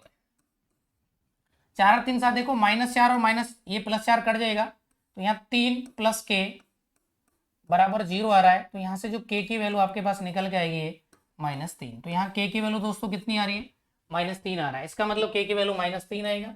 ये थोड़ा प्रिंटिंग में मिस्टेक है, ये मीटर वगैरह नहीं होगा यहाँ पर, ठीक है, ये टाइपिंग एरर थी, तो ये तो नॉर्मल एरर है। ध्यान रखें आप लोग, जब भी कोई ऐसा फंक्शन आए x माइनस 1 या x माइनस 2 कुछ भी दे रखे आपको, इसको सबसे पहले 0 के बराबर करके आपको यहाँ से x का मान निकालना है, और वो x इस पूरे फंक्शन में आपको रखना है, और इस पूरे को आप लोग किसके बराबर करेंगे 0 के बराबर। तो यहाँ से x की वैल्यू आ सकती है, सॉरी यहाँ से k का मान आ जाएगा, और एग्जाम में k की जगह a b c कुछ भी आ सकता है, इनमें से किसी का भी मान आपसे पूछ सकता है। नेक्स्ट सवाल की तरफ हम लोग और रुक करेंगे, तो नेक्स्ट सवाल अब और समझते हैं हम लोग। देखें यदि एक शंकु एक गोला समान त्रिज्या और समान आयतन रखते हैं तो गोले के व्यास एवं शंकु की ऊंचाई का अनुपात बताएं। यदि शंकु और गोला समान त्रिज्या और समान आयतन रखते हैं, देखिए शंकु और गोला जो है इनका आयतन दोनों का बराबर है। दूसरी बात दोस्तों कि त्रिज्या है, समान त्रिज्या भी है, त्रिज्या इनकी समान है, तो हम लोग शंकु के जब आयतन की बात करेंगे तो शंकु का आयतन आपने पढ़ा होगा 1/3 पाई आर स्क्वायर एच। और दूसरी आप करते हैं यहाँ पर गोला, गोले का आयतन बनेगा 4/3 पाई आर क्यूब, क्योंकि त्रिज्या तो समान ही है। तो देखिए ये पाई/3 और पाई/3 दोस्तों कट जाएगा, यहाँ आर स्क्वायर से एक यहाँ आर बचेगा, ये कट जाएगा, तो यानी कि एच बराबर दोस्तों बनेगा ये 4r। तो यहाँ से h और r की जब हम लोग रेशो निकालेंगे तो ये बनेगा 4/1। ठीक है दोस्तों। अब हमें सवाल में क्या चाहिए, गोले का व्यास यानी कि गोले का डायमीटर और एक चाहिए हमें शंकु की ऊंचाई, इनका अनुपात चाहिए। तो जो डायमीटर होता है गोले का जस्ट डबल होता है त्रिज्या के, तो यहाँ रेडियस अगर 1 मान के चल रहे हैं, हाइट 4 है, तो यहाँ डायमीटर व्यास आ जाएगा 202 और ऊंचाई आपके पास अवेलेबल है यहाँ पर 4, और इसका जो अनुपात निकालेंगे तो ये अनुपात आएगा 1:2। तो हमारा जो आंसर आएगा इस सवाल में वो आ जाएगा 1:2, जैसा कि ऑप्शन सी में आप लोगों को अवेलेबल है। तो आंसर कितना आ गया दोस्तों, 1:2। हमने इसमें किया क्या था कि आयतन को बराबर किया है बस, और बाकी जो चीजें कट रही हैं वो हमने काट ली, क्योंकि इसकी त्रिज्या और इसकी त्रिज्या समान है और यहाँ पर बोल रहे हैं कि आयतन समान है। तो यहाँ से h बराबर 4r आ गया। h और r का रेशो हम जब निकालेंगे तो ये देखें h के नीचे 4 आ जाएगा, 4 बचेगा, यहाँ कुछ नहीं है तो 1 आएगा। h की वैल्यू हम लोग ऐसे नॉर्मली समझ लेते हैं 4 है, और r की वैल्यू दोस्तों 1 है। हमें रेशो चाहिए डायमीटर और h का, गोले का क्या चाहिए भाई आपको, व्यास, और शंकु की क्या चाहिए आपको, ऊंचाई। तो गोले का व्यास यानी कि त्रिज्या का दोगुना होगा, तो 1 का दोगुना 2 हो गया, हाइट हमको यहाँ से 4 रखनी है, और 2 को 4 से कितनी बार काटेंगे, 1:2। तो हमारा आंसर आ जाएगा दोस्तों 1:2। ठीक है, नेक्स्ट सवाल की बात करते हैं हम लोग। तो नेक्स्ट सवाल ये रहा आपके सामने कि एक अपूर्ण आवर्ती बंटन निम्न प्रकार से दिया गया, एक बंटन दे रखे दोस्तों। सबसे पहले तो देखें यहाँ एक छोटी सी गड़बड़ है, यहाँ ये लिखा हुआ है कुल, ठीक है, यहाँ क्या लिखा हुआ है, ये कुल लिखा हुआ है, इनका टोटल आपको दे रखा है। तो एक बार मैं ये सीरीज आपको, ये फ्रीक्वेंसी, ये टेबल जो बंटन आवर्ती, मैं इसको बना देता हूँ, और इसकी माध्यिका का मान आपको दे रखा है 35। ठीक है, तो देखो माध्यिका का मान 35 है, तो माध्यिका इस वर्ग में कहीं कहीं आई होगी, इस वर्ग के अंदर कहीं कहीं आई होगी, क्योंकि 30 से 40 के बीच में। तो ये वर्ग अंतराल हमें पता लग गया, यहाँ से क्या लेना है, 30 से 40 लेना है। और माध्यिका निकालने का जब वर्ग अंतराल दे रखा हो तो माध्यिका निकालने का आप सब जानते हो कॉन्सेप्ट क्या होता है, कि माध्यिका बराबर होता है दोस्तों L plus n/2 minus CF या C, और बटे में F, और गुणा में दोस्तों होता है H। यार ये बहुत लेट ले रहा है मनीष, बोर्ड पता नहीं क्या कर रहा है। ये F और ये गुणा में H, लेट ले रहा है ना। अब देखें आप लोग, माध्यिका तो आप लोगों को पता है कि यहाँ 35 दी हुई है m की वैल्यू, तो हमें पता है कि 35 है।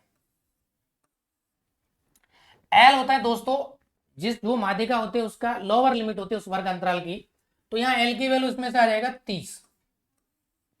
ठीक है, और n इनका सबका योग होता है, फ्रीक्वेंसीज का जो सम होता है n, और n/2। जब n का योग आपको 16 दे रखा है n, तो n आपको 16 जब दिया हुआ है, n की वैल्यू 16 आपको दे रखी है, तो यहां से जब n/2 की आप बात करेंगे तो ये 16 के आधा दोस्तों कितना बनेगा, 8।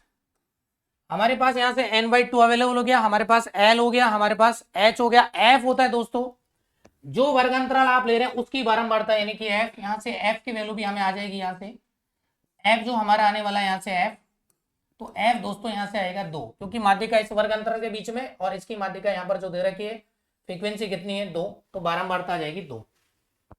h होता है दोस्तों वर्ग अंतराल, तो जैसे हम लोग h की बात करें तो h होता है इनके बीच का अंतर, जो भी वर्ग अंतराल आपको दे रखे हैं इनके बीच का अंतर 0 से 10, 10 से 20, तो ये आपको दे रखा है यहाँ पर 10, ये दोस्तों हमें दे रखा है यहाँ पर 10, ये हम लोगों को यहाँ पर दिया हुआ है 10। ठीक है, अब हम लोग बात करते हैं एक बार, हमें सिर्फ यहाँ पर जो नहीं हमारे पास अवेलेबल नहीं है वो है दोस्तों CF। तो CF की हम लोग बात कर लेते हैं। एक बार मैं टेबल बना देता हूँ छोटी सी आपको इधर, यहाँ जो x दे रखे आपको 10, 0 से 10,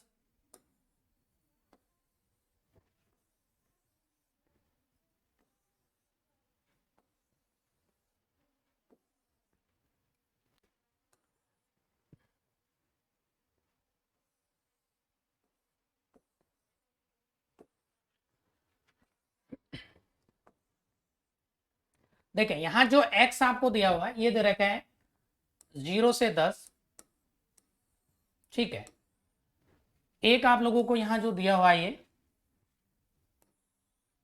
एक आप लोगों को दोस्तों दे रखा है 0 से 10, 10 से 20, 20 से 30, 30 से 40 और 40 से 50।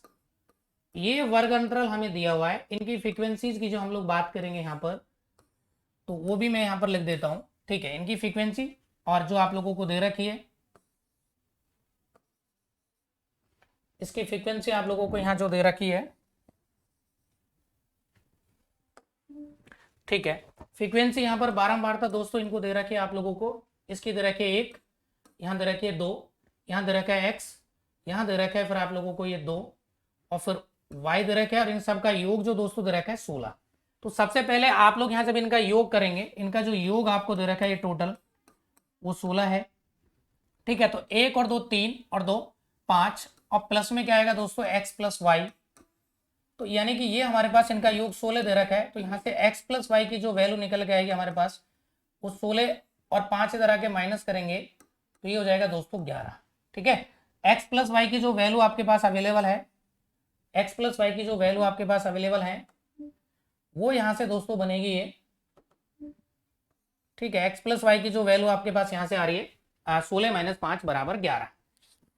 अब आप लोग इसकी टेबल बनाते हैं CF, क्योंकि जहां माध्यिका की बात करें तो वहां आपको CF बनाना ही बनाना है, ठीक है। तो ये 1 लिखेंगे, यहाँ इसको जोड़ेंगे 1 में 2 3, फिर ये बनेगा दोस्तों 3 प्लस एक्स, फिर और 2 जोड़ देंगे तो ये 5 प्लस एक्स, और दोस्तों ये बनेगा 5 प्लस एक्स प्लस वाई, ठीक है। ये आप लोगों का जुड़ जाएगा।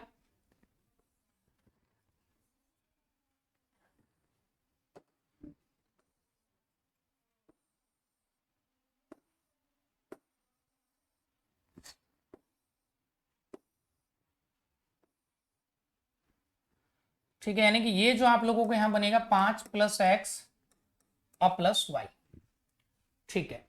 अब देखिए आप लोग n/2 की बात करें तो ये हमारे पास अवेलेबल हो गया था यहाँ से 8, और माध्यिका जो वर्ग है, अब देखो CF होता है माध्यिका वर्ग से ऊपर वाले संचयी बारंबारता, तो ये जो वैल्यू बनेगी ये आप लोग यहाँ पर यूज करेंगे CF की जगह, ठीक है दोस्तों। ये चीजें थी आप लोगों की, इस टेबल को मैंने बनाया। अब ये सारी वैल्यू जैसे आप लोग यहाँ रखते हैं, लोअर लिमिट आपका 30 आ गया, n/2 8 आ गया, फ्रीक्वेंसी 2 आ गई, वर्ग अंतराल आपका 10 आ गया, माध्यिका 35 आ गया है। तो जैसे हम लोग ये सारी वैल्यूज आप रखेंगे इसके अंदर, तो देखें L ये 35, तो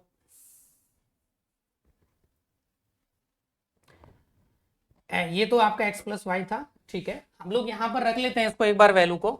तो देखें आप लोग यहाँ m की जगह रखेंगे हम लोग 35 बराबर दोस्तों ये रखेंगे हम लोग 30, ठीक है, प्लस n/2 मतलब 8 माइनस CF। तो यहां से मैं डायरेक्ट कर रहा हूं 8 माइनस CF की वैल्यू कितना है यहाँ से 3 प्लस एक्स,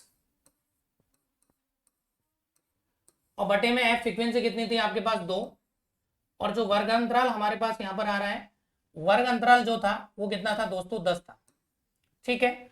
अब आप देखें यहाँ पर अगर मैं 2 से काटना चाहूं तो ये 5 बार कटेगा यहाँ पर, ठीक है। उसके बाद देखें ये 30 इधर आ जाएगा तो यहाँ 5 बनेगा, और ये जो बन रहा है आप लोगों का 8 माइनस का 3 और माइनस एक्स, ठीक है। उसके बाद देखें आप लोग यहाँ पर ये जो वैल्यू आप लोगों को बन रही है ये 5 और गुणा होगा तो ये इस तरीके से बन रहा है, और मल्टीप्लाई में दोस्तों ये किससे है 5 से, ठीक है। तो यहाँ आप लोग जब इसको सॉल्व करेंगे, देखिए ये 30 इधर आके 5 बच गया, 2 से मैंने 5 पर काट दिया, ये 5 से 5 भी कट जाएगा आपका। तो ये जो वैल्यू आपके पास यहाँ से निकल के आ रहा है ये 5 से 5 आप लोग काट देंगे तो यहाँ 1 बचेगा दोस्तों, यहाँ बनेगा ये 8 में से 3 जाएगा तो ये बनेगा आपका 5 और माइनस एक्स। तो x की वैल्यू आप जब निकालेंगे तो ये हो जाएगा 5 माइनस 1, यानी कि 5 माइनस 1, तो यहाँ जो x बनेगा आपके पास 4 आएगा। तो यानी कि x की वैल्यू हमारे पास कितनी आ गई दोस्तों, ये 4 आ गई। x की वैल्यू हमारे पास कितनी आ गई 4, ठीक है। अब हम लोगों को यहाँ पर पूछा क्या था सवाल में कि लुप्त आवर्तियां x और y बताएं। तो जैसे आप लोगों को पता है कि भाई x प्लस वाई तो 11 है और x की वैल्यू हमारे पास आ गया 4, तो x प्लस वाई जब आपको 11 अवेलेबल है इधर से, तो x की जगह हम लोग 4 रखेंगे तो y की वैल्यू क्या आ जाएगा 11 माइनस 4 मतलब कितना आ जाएगा दोस्तों 7। तो y की वैल्यू 7 आ गया और x की वैल्यू 4 आ गया। तो ऐसा एक ऑप्शन है जो आप लोगों को दे रखा है यहाँ से डी ऑप्शन में आपको अवेलेबल था 4 और 7। तो ये आसानी सवाल था दोस्तों। जब भी इस तरह का वर्ग अंतराल दे रखा है, इसकी माध्यिका हम लोग इस फॉर्मूले से निकालते हैं। m बराबर होता है l plus N by two minus C F upon F गुणा में h वर्ग अंतराल। ठीक है, यहाँ माध्यिका जो आप लोगों को दे रखी थी वो 35 और वर्ग अंतराल जब 35 के साथ देखा जाए तो 30 से 40 में आएगा। ये वाला आपने वर्ग अंतराल यहाँ पर लिया है। लोअर लिमिट हो गई इसकी 30, इसकी फ्रीक्वेंसी एफ हो गई 2 और वर्ग अंतराल आपको पता है 10-10 का इनके बीच में। और सी एफ होता है जो माध्यिका आपने लिया उससे ऊपर वाला बारंबारता, सी एफ है जो ऊपर वाले संचयी बारंबारता 3 प्लस एक्स, ये हो गया आपका सी एफ। सारी वैल्यूज रखेंगे, आप यहाँ सॉल्व करेंगे तो आपके पास x की वैल्यू, यहाँ से आप लोग y की वैल्यू, x की वैल्यू 4 आएगा। और जब इनका टोटल मैंने किया तो x प्लस वाई, और ये 16 आपको दे रखा था, और x प्लस वाई और प्लस में क्या आएगा यहाँ 5 बनेगा ये, और ये वैल्यू आप लोगों को दे रखी है 16, तो जैसे 5 आप इधर लेके आएंगे तो ये बनेगा 11। फिर हमने पूरा सॉल्व किया तो x की वैल्यू आ गई 4 जब इधर लेके जाएंगे तो ये वैल्यू बनेगा आपका 7। तो ये बहुत ही आसान सवाल था, माध्यिका बेस्ड सवाल है। अब हम लोग बात कर रहे हैं दोस्तों नेक्स्ट सवाल की।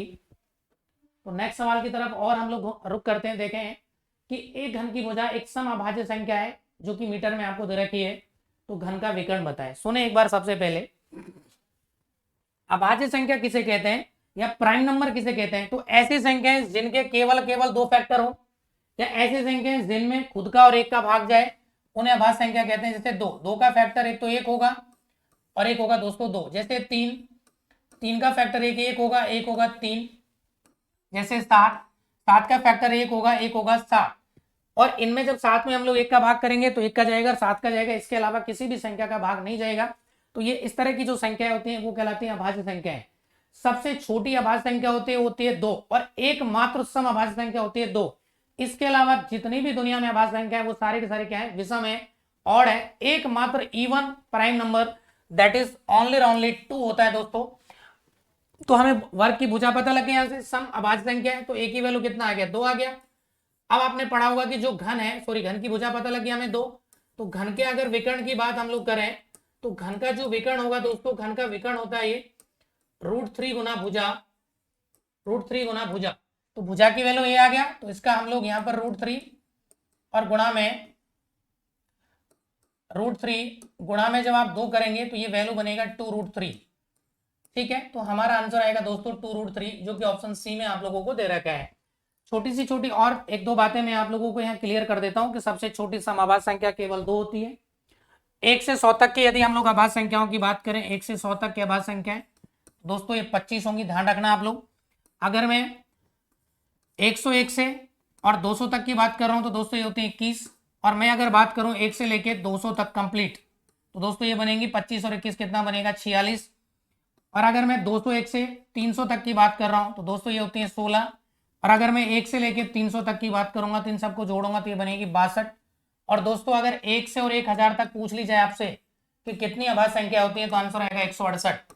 ये बड़ा इंपॉर्टेंट सवाल है, आप लोगों से डायरेक्ट पूछा सकता है एग्जाम में कि 1 से लेके 1000 तक कितनी अभाज्य संख्या होती है, तो 168 होती है। आप लोगों को कम से कम नहीं तो 100 तक की अभाज्य संख्या आपको आनी चाहिए, लेकिन आपको पता होना चाहिए, क्योंकि कई बार यही सवाल पूछ लेगा, बहुत बेसिक सा सवाल, कि 1 से लेके 70 तक कुल कितनी अभाज्य संख्या होती है, तो आपको ये चीज पता होनी चाहिए। ठीक है, देखिए मैं बता देता हूँ 1 से 100 तक क्या क्या अभाज्य संख्या बनेंगी आपकी। जैसे 2 हो गया, ठीक है, 3 हो गया, 5 हो गया दोस्तों, 7 हो गया, एक 11 हो गया, एक आप लोगों का 13 हो गया, एक 17 हो गया दोस्तों, एक 19 हो गया, एक 23 हो गया, एक आप लोगों का बनेगा यहाँ से 29, एक बनेगा 31, एक बनेगा आप लोगों का 37, एक आप लोगों का बनेगा 41, एक दोस्तों 43 बनेगा, एक बनेगा आप लोगों का 47, एक आप लोगों का बनेगा यहाँ से 53, एक बनेगा 59 और एक बनता है दोस्तों 61। देन आप लोगों का बनेगा 67। ठीक है, 67 के बाद दोस्तों यहाँ पर जो बनेगा आप लोगों का ये 67 के बाद मैं बता देता हूँ आप लोगों को, 67 के बाद बनेगा 73, एक आप लोगों का होता है 79, एक दोस्तों होता है 83, एक होता है 89 और एक दोस्तों होता है 97। तो टोटल आप लोग काउंट कर सकते हैं कि 100 तक कितनी है। तो 1 2 3 4 5 6 7 8 9 10 11 12 13 14 15 16 17 18 19 20 21 22 23 और 24 और 1 कितना बनेगा दोस्तों, ये 25। देखें एक बार आप लोग, 1 2 3 4 5 6 7 8 9 10 11 12 13 14 15 16 17 18 19 19 20, 21, 22, 23, 24, यानी कि एक संख्या और मिसिंग है यहाँ पर, तो वो भी हम लोग देख लेते हैं कौन सी है। देखिए 2, 3, 5, 7, 11, 13, 17, 19, 23, 29, 31, 37, 41, 43, 47, 53, 59, 61, 67, और उधर हमारा 71 रह गया था दोस्तों, 71। तो यहाँ पर कितना आएगा ये 71, 71, 73, 79, 83, 89 और 97। ठीक है, तो आपको ऐसे भी पूछ सकता है सवाल में कि 30 तक कुल आभाज्य संख्या बताएं, 30 तक। तो देखें ये बनेगा 1, 2, 3, 4, 5, 6, 7, 8, 9 और 10। इस तरीके से मतलब आप लोगों से आपसे पूछ सकता है कि 50 तक बताएं। तो आप लोग अगर आपको याद नहीं है तो ये लिखना आपको आना चाहिए ताकि आप लोग बता पाए आराम से। ठीक है, तो ये आभाज्य संख्याओं के बारे में थी छोटी छोटी सी बातें। और अब हम लोग नेक्स्ट सवाल की तरफ रुख करेंगे। तो नेक्स्ट सवाल और देखते हैं दोस्तों। निम्न अनुक्रम में लुप्त पद है। इसमें आप लोगों को एक अर्थमेटिक जो आप लोगों का रीजनिंग में सीरीज चलती है, ठीक है, उसका एक सवाल दिया हुआ है। इसका लुप्त पद आपको बताना है। यहाँ पर सीरीज में क्या लिखा हुआ है, ये 2/3, 4/7, और यहाँ क्वेश्चन वाचक साइन दिया हुआ है आपको ये, और 11/21। ठीक है, उसके बाद दोस्तों ये 16/31। आप लोग अगर ऊपर वाली सीरीज की बात कर रहे हैं अंश वाले की, तो देखिए ये 2, ये 4, यहाँ आपको मान लो x मान लेते हैं ये, और 11 और ये 16। आप खुद देखें यहाँ पर 2 ऐड हो रहा है क्या, फिर यहाँ 3 ऐड हो रहा होगा तो ये बना होगा 7, फिर इसमें आपने 4 ऐड किया होगा तो ये 11, और फिर आप इसमें 5 ऐड करेंगे। ठीक है, तो ये 16 बन गए। यानी कि यहाँ जो x की वैल्यू आपके पास आ रही है वो 4 और 3 7, यानी कि यहाँ पर जो ऊपर वाली वैल्यू आ रही है x की जगह हम लोग लिखेंगे भी 7। अब दोस्तों नीचे वाली जो वैल्यू की बात कर रहे हैं हम लोग, तो ये सीरीज बन रही है, देखें 3, 7, और यहां पर भी नहीं पता आपको क्या था, यहाँ एक तरीके से क्वेश्चन वाचक साइन लगा लेते हैं, और ये 21 और 31। देखें यहाँ कितना जोड़ रहा है, अगर देखें तो 4, यहाँ दोस्तों 6 जोड़ेगा ये, यहाँ 8 जोड़ेगा, और यहाँ ये देखें कैसे 3 और 4 7 हो गया दोस्तों। ठीक है, 7 में 6 जोड़ देंगे तो यहाँ बनेगा 13, 13 में 8 जोड़ेंगे तो 21, फिर आप लोग यहाँ 10 जोड़ेंगे 21 में तो ये बनेगा 31। तो इसका मतलब यहाँ जो नीचे वाली वैल्यू बनेगी यहाँ पर इसकी जगह, तो यहाँ क्या आएगा ये, इसकी जगह दोस्तों आप लोगों को वैल्यू मिलेगा यहाँ पर 13 मिलेगा। तो जो कंप्लीट वैल्यू मिलेगा वो आंसर आपका बनेगा यहाँ पर 7/13। देखो सीरीज बहुत आसान चल रही है। ऊपर आपने यहाँ पर 2 जोड़ा है, फिर आप यहाँ 3 जोड़ेंगे तो 4 और 3 क्या बनेगा 7 आ जाएगा। नीचे आप लोग यहाँ 4 जोड़ रहे हैं, फिर आप 6 जोड़ रहे हैं, 7 और 6 कितना हो रहा है 13 होता है। फिर आप लोग 8 जोड़ेंगे, 13 में 8 जोड़ेंगे तो 21, फिर आप 10 जोड़ेंगे, और आप लोग जब 21 में 10 जोड़ेंगे तो कितना बनेगा ये 31 बनेगा। तो रीजनिंग का सवाल था, सीरीज का सवाल है, आसान है, आप लोग कर सकते हैं, लेकिन वहां पर आपको ये चीजें सोचनी पड़ेंगी कि भाई सवाल में किस तरह का आपको मतलब किस तरह का सीक्वेंस दे रखा है, क्या चीजें आपको दी हुई हैं, ये आप लोगों को वहां पर सोचना पड़ेगा। नेक्स्ट सवाल की तरफ और रुख करते हैं हम लोग। नेक्स्ट सवाल दोस्तों, ये 22 नंबर का सवाल दोस्तों मैं आपको समझा देता हूं। एक निश्चित कॉर्ड से CAT को SATC लिखा गया, ध्यान रखना CAT को हमने कॉर्ड किया यहां से क्या SAT और C। देखो इसको कैसे कॉर्ड कर रहे हैं आप लोग देखें। सबसे पहले तो हम लोगों ने S यहाँ कहीं की इसकी मर्जी से रखा गया था, ठीक है, उसके बाद AT और इसको हम लोग लेंगे लास्ट में। ठीक है, ऐसे देखो जो ये SEARD, सॉरी ये क्या है डियर, डियर को कॉर्ड किया इन्होंने, डियर को कॉर्ड किया, देखें डियर DEAR, तो डियर को कॉर्ड यहां से किया है SEAR और D। देखें S तो ये रख ही रहा है, फिर आप लोगों को ये जो नेक्स्ट वाले दो इसके अल्फाबेट है इनको ये तुरंत लेकर EA, उसके बाद इसने R लिया है, और फिर ये जो पहले वाला था इसको लास्ट में ले गया ये। ऐसे देखो अब सिंह को हम लोग कैसे कॉर्ड करेंगे SING। तो सबसे पहले दोस्तों S तो आएगा और ये वाला S चले जाएगा लास्ट में। ठीक है, तो देखें S शुरू में और लास्ट में, तो ये दोनों ऑप्शन तो वैसे हट गए आपके, शुरू में S है ही नहीं। अब आपका C और D में आपको देखना था कौन सा आएगा। उसके बाद दोस्तों यहां जैसे EA लिखा है ऐसे यहां पर IN लिखेगा ये, और फिर आप लोगों को क्या लिखेगा यहां पर ये G लिखेगा, और ये जो S आ रहा है वो एज इट इज आपका आई जाएगा। हाँ ठीक है, ये जो S है ये लास्ट में चला जाएगा। तो हमारा जो कॉर्ड हुआ SING S, ऐसा ऑप्शन में क्या आ रहा है, इस वाले ऑप्शन में आपको अवेलेबल है। तो इसका आंसर आ जाएगा दोस्तों D ऑप्शन आ जाएगा। तो ये भी आप लोगों को कॉर्डिंग का सवाल था, बस थोड़ा सा समझना था कि कौन सा कॉर्ड किस तरीके से किया गया है। नेक्स्ट सवाल की तरफ जैसे हम लोग रुक करते हैं आगे, तो नेक्स्ट सवाल देखेंगे दोस्तों, के किस वास्तविक मान के लिए समीकरण युग्म के अगणित इनफाइनाइट हल होंगे। देखो मैं आप लोगों को ये एक्चुअल में रेखिक समीकरण है, इनको हम लोग बोलते हैं लीनियर इक्वेशन, और इनके बारे में मैं आपको थोड़ा सा क्लियर कर देता हूं दोस्तों क्या होता है, आप इसको समझेंगे। इसमें रेखिक समीकरण जो बनता है आपका इस तरीके से a1x प्लस b1y और प्लस c1 बराबर 0, एक रेखिक समीकरण पहला हो गया। ऐसे ही दूसरा होगा ये a2x प्लस b2y और प्लस c2 बराबर 0। तो इसमें तीन तरह के सॉल्यूशन होते हैं आपके, या तो कोई हल नहीं होगा, या कोई अद्वितीय हल होगा, या फिर होगा अनंत हल। देखिए आप लोगों को मैं दोनों तीनों चीजें क्लियर करता हूं। अगर इसका एक यूनिक सॉल्यूशन होगा तो इसके लिए कंडीशन होती है कि a1/a2 दोस्तों नॉट इक्वल टू होना चाहिए b1/b2। इसमें क्या था कि दोनों रेखाएं कहीं कहीं प्रच्छेद करती हैं, तो ये इस बिंदु पर करेंगी तो इसका एक हल मिलेगा आपको। दूसरे की अगर बात करते हैं, दूसरा की जब कोई हल नहीं होगा तो उसकी कंडीशन होती है कि a1/a2 बराबर में b1/b2 होना चाहिए, but not equal to c1/c2। इस केस में क्या होगा कि ये दोनों रेखाएं जो समांतर हो जाएंगी और कभी भी एक दूसरे को प्रच्छेद नहीं करेंगी। तो यहाँ तो एक हल होता है, इसको यूनिक हल बोलते हैं हम लोग, और यहाँ पर जीरो सॉल्यूशन होता है, इसका कोई हल नहीं होगा। तीसरा केस दोस्तों यहाँ पर बनेगा ये होता है a1/a2 बराबर b1/b2 बराबर दोस्तों c1/c2। अगर आपको दिया हुआ है ऐसे तीनों के ये अनुपात बराबर आ रहे हैं, इनके गुणांक के अनुपात बराबर आ रहे हैं, तो यहाँ पर एक रेखा के ऊपर ये दूसरी रेखा लाइज करती है ऐसे, तो इसकी जगह ये बहुत सारे, देखो एक्चुअल में हो क्या रहा है कि ये दोनों रेखाएं एक जैसी हैं, एक दूसरे को ओवरलैप कर रही हैं, मर्ज कर रही हैं, तो ये बहुत सारे बिंदुओं पर टच करेंगी, ऐसे बहुत सारे बिंदुओं पर टच करेंगी। तो इसमें जो हलों की संख्या होगी दोस्तों वो अनंत होती है, क्योंकि अनंत बिंदुओं पर टच करती है। तो यहाँ यही चीज हम लोग तीसरे पॉइंट की बात करेंगे कि सवाल में दे रखा है दोस्तों, थोड़ी सी सवाल में मिस्टेक है, तो मैं सवाल की जो करेक्शन है वो आप लोगों को बता देता हूँ कि इसमें क्या मिस्टेक थी। यहाँ पर आपको रेखाएं नहीं लिखी गई हैं, तो रेखाएं मैं आपको बता देता हूँ कि क्या रेखाएं थी। थोड़ा सा टाइपिंग में मिस्टेक हो गया दोस्तों। ये यहाँ रेखाएं थी, यहाँ पर k-1 into x, k-1 into x plus 2y बराबर में दे रखा है ये 2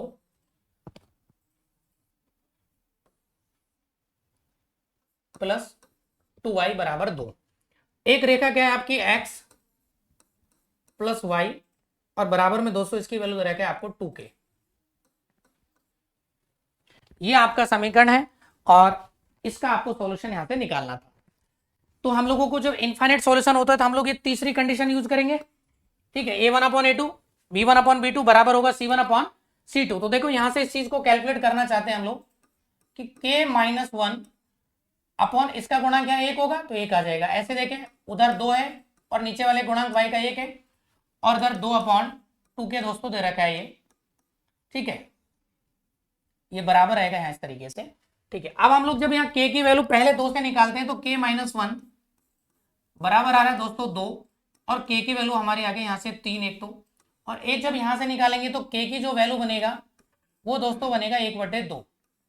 लेकिन जैसे आप लोग इसमें यहाँ इसमें वैल्यू रखते हैं k की जगह 3, तो देखो 3 - 1 करेंगे तो ये 2, ये बराबर आ रहा है। लेकिन जैसे आप यहाँ पर k की वैल्यू 3 रखेंगे तो ये तीनों चीजें बराबर नहीं आ रही है। इसका मतलब यहाँ पर k की वैल्यू 3 रखने से भी इसका कोई हल नहीं मिल रहा है। अब आप लोग सेकंड केस चेक करते हैं कि k बराबर 1/2, यहाँ 1/2 माइनस, तो यानी कि इसमें से माइनस का नेगेटिव आ जाएगा, ये वैसे दोस्तों बराबर नहीं हो रहा है, ठीक है। तो यहाँ पर k का ऐसा कोई भी मान नहीं होगा जिसके लिए अनंत हल, अगणित हल या इनफाइनाइट सॉल्यूशन होंगे। तो हमारा जो आंसर आएगा दोस्तों यहाँ से क्या आएगा, सी आएगा, कि k के किसी भी मान के लिए अनगिनत हल नहीं होंगे। आपको तीनों केस आने चाहिए, इन तीनों में से कोई भी आपके एग्जाम में सवाल बन सकता है और एग्जामिनर पूछता है, तो ये चीज आप लोग ध्यान रखेंगे। ये आना चाहिए कि जब एक यूनिक सॉल्यूशन होता है तो कहीं कहीं प्रच्छेद कर रही होती है, a1/a2 नॉट इक्वल टू होगा b1/b2, और यहाँ a1/a2 बराबर b1/b2 बराबर नॉट इक्वल टू c1/c2। तो यहाँ रेखा क्या होंगी दोस्तों, समांतर होंगी, इनका कोई हल नहीं होगा। और तीसरे जो हम लोग बात कर रहे हैं, अगर इनके गुणांक बराबर हैं, a1/a2 बराबर b1/b2 बराबर c1/c2 है, तो ये रेखाएं क्या होती हैं, एक दूसरे को ओवरलैप कर रही होती हैं, बहुत सारे बिंदुओं को छू रही होती हैं, टच कर रही होती हैं, इसलिए हलों की संख्या क्या होती है, अनंत होती है। जब इस समीकरण हमको नहीं दिए हुए थे, ये प्रिंटिंग थोड़ा टाइपिंग एरर थी, तो इसको मैंने करेक्ट किया। यहाँ पर यहाँ a1x का गुणांक, ये b2y का गुणांक, और ये कांस्टेंट टर्म होता है c1, ठीक है। ऐसे यहाँ x का गुणांक 1 है दोस्तों और y का गुणांक 1 था, और यहाँ c2 जो दे रखा है वो 2k दे रखा है। हमने सारी वैल्यूज यहाँ पर रखी और सॉल्व किया, तो k की वैल्यू आ रही है 3 और k की वैल्यू आ रही है 1/2। लेकिन इनमें से 3 और 1/2 जब यहाँ रखेंगे तो ये तीनों रेशो जो है a1/a2 b1/b2 और c1/c2 बराबर में नहीं आएगा। तो यहाँ पर हम लोग कह सकते हैं कि k का कोई भी मान या कोई भी हल उपस्थित नहीं है। नेक्स्ट सवाल की तरफ हम लोग रुक करेंगे। अब नेक्स्ट सवाल की तरफ दोस्तों, यहां देखें, देखो एक यहां दिया हुआ है सवाल में कि एक विद्यालय में 25 अध्यापक थे, उनकी आयु का औसत 30 वर्ष था। उसी समय का अध्यापक जिसकी आयु 60 वर्ष थी, देखो कितने वर्ष का छोड़ के जा रहा है दोस्तों, इस 60 ईयर का, सेवा से निवृत्त हो गया है और एक नए अध्यापक की नियुक्ति उस अध्यापक के स्थान पर हुई है।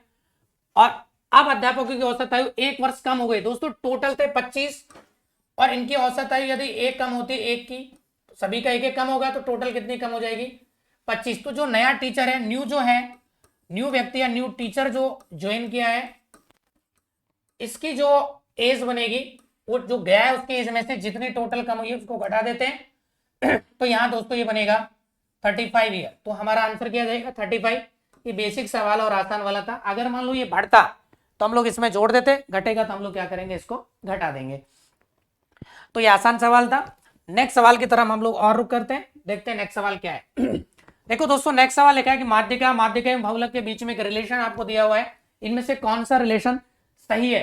तो देखो ध्यान रखना, बहुत इंपॉर्टेंट रिलेशन मैं आपको क्लियर कर रहा हूं कि यहां पर आप लोग ध्यान रखेंगे कि जो जेड यानी कि बहुलक जो होता है वो 3 माध्यिका मीडियन माइनस में 202 समांतर माध्य होगा। ठीक है, यहां से जैसे हम लोग बात करेंगे माध्य माध्यिका एवं बहुलक इनके बीच में क्या रिलेशन आएगा, तो देखें एक चीज तो आप लोग यहां से एक चीज दे रखा है कि माध्य है, यहां पर देखें पहला ऑप्शन माध्य माइनस माध्यिका, तो माध्य माइनस माध्यिका और बटे में माध्यिका माइनस बहुलक।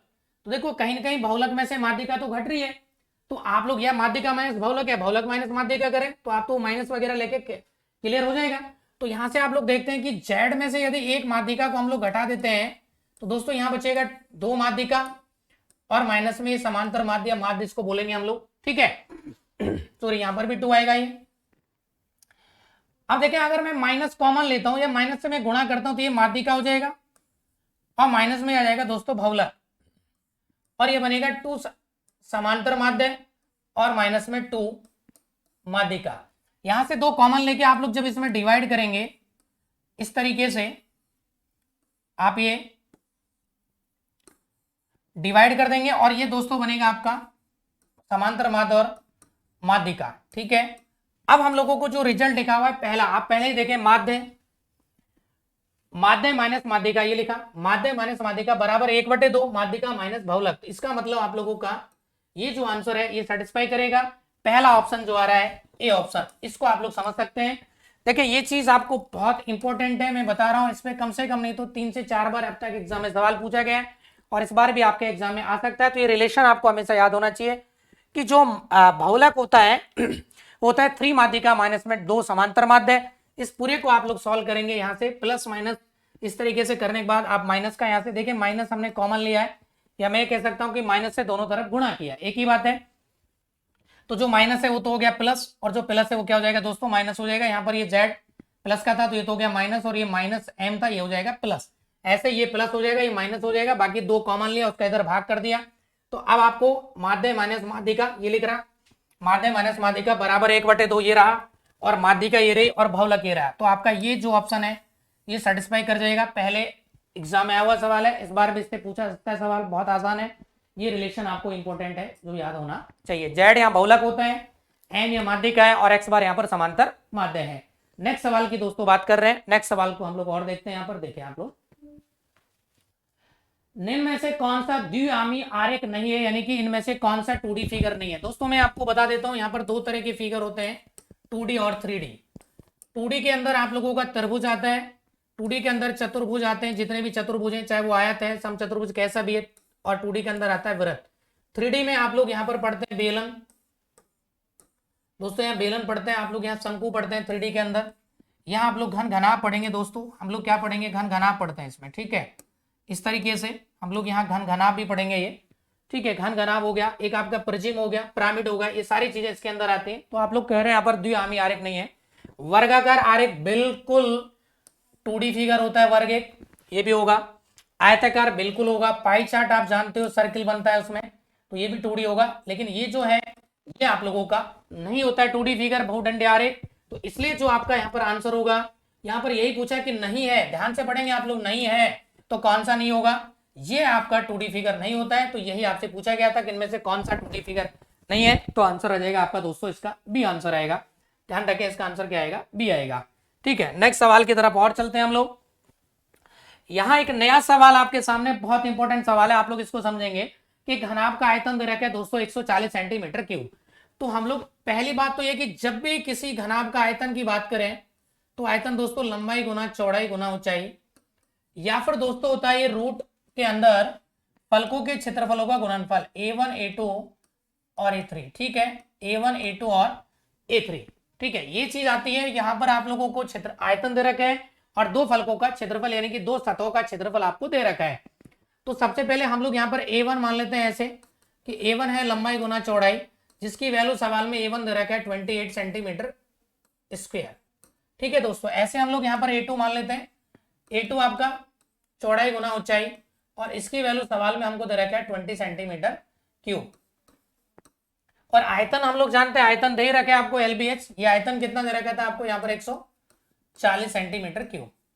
तो देखिए हम लोग यहाँ पर जैसे आयतन की बात करें, लंबाई चौड़ाई की वैल्यू जैसे आप यहाँ रखेंगे 28 गुना h और इसकी वैल्यू हमारे सवाल में कितनी दी हुई थी 140, तो 28 पंजा कितना होता है दोस्तों, तो यहाँ से जो h की वैल्यू आएगी वो आपके पास हो जाएगा 5।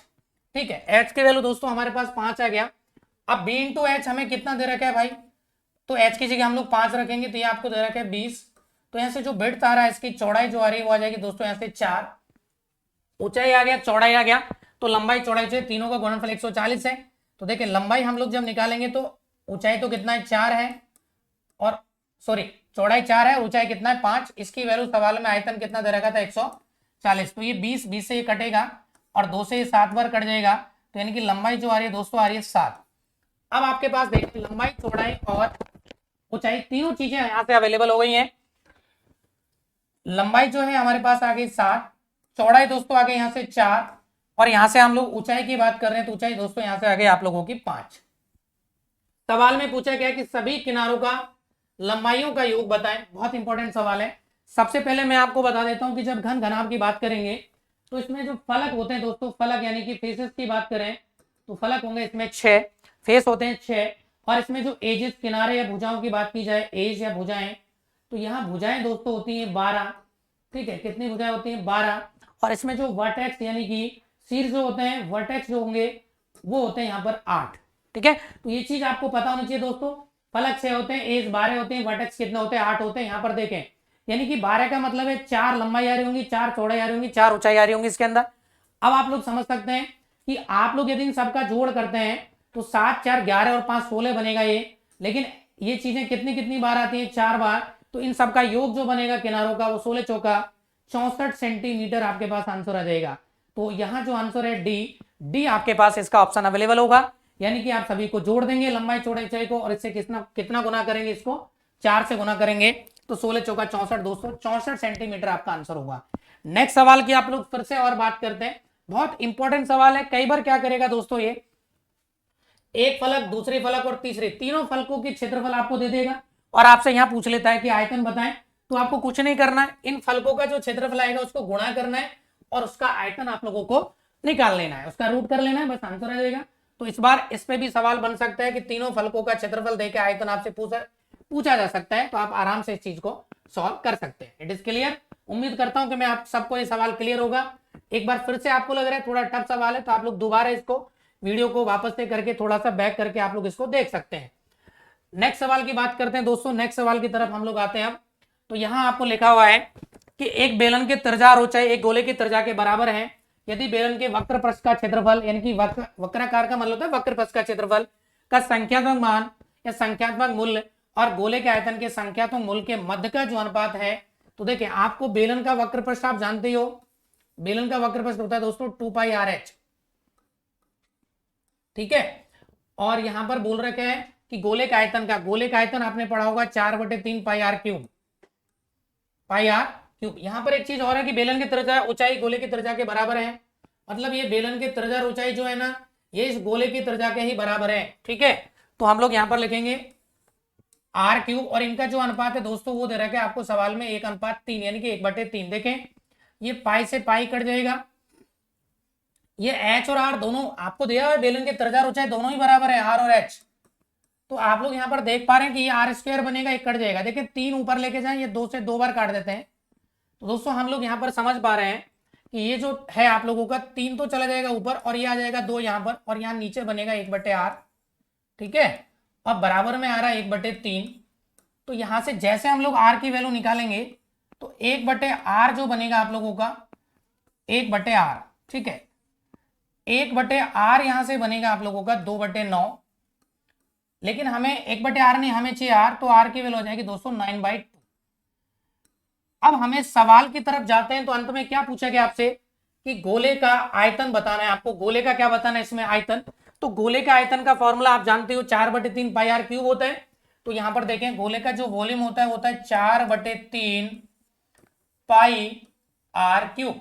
यहां से आर की वैल्यू 9/2 आपके पास अवेलेबल हो चुकी है, तो आप वैल्यू रखेंगे यहां पर 4/3 पाई और आर क्यूब। आर का मतलब 9/2 गुणा 9/2 और गुणा में दोस्तों क्या करेंगे 9/2। अब देखें 2 दूनी 4 और ये 4 तो कट जाएगा और 3 से ये 9 3 बार कटेगा, 9 9 81, 81 गुना 3 करेंगे तो ये बनेगा आपके पास 243, और पाइस के अंदर चल ही रहा है और नीचे दोस्तों बटे में क्या बचेगा 2। तो ऐसा एक ऑप्शन आपको दिया हुआ है, कौन सा ऑप्शन है, ये डी ऑप्शन है।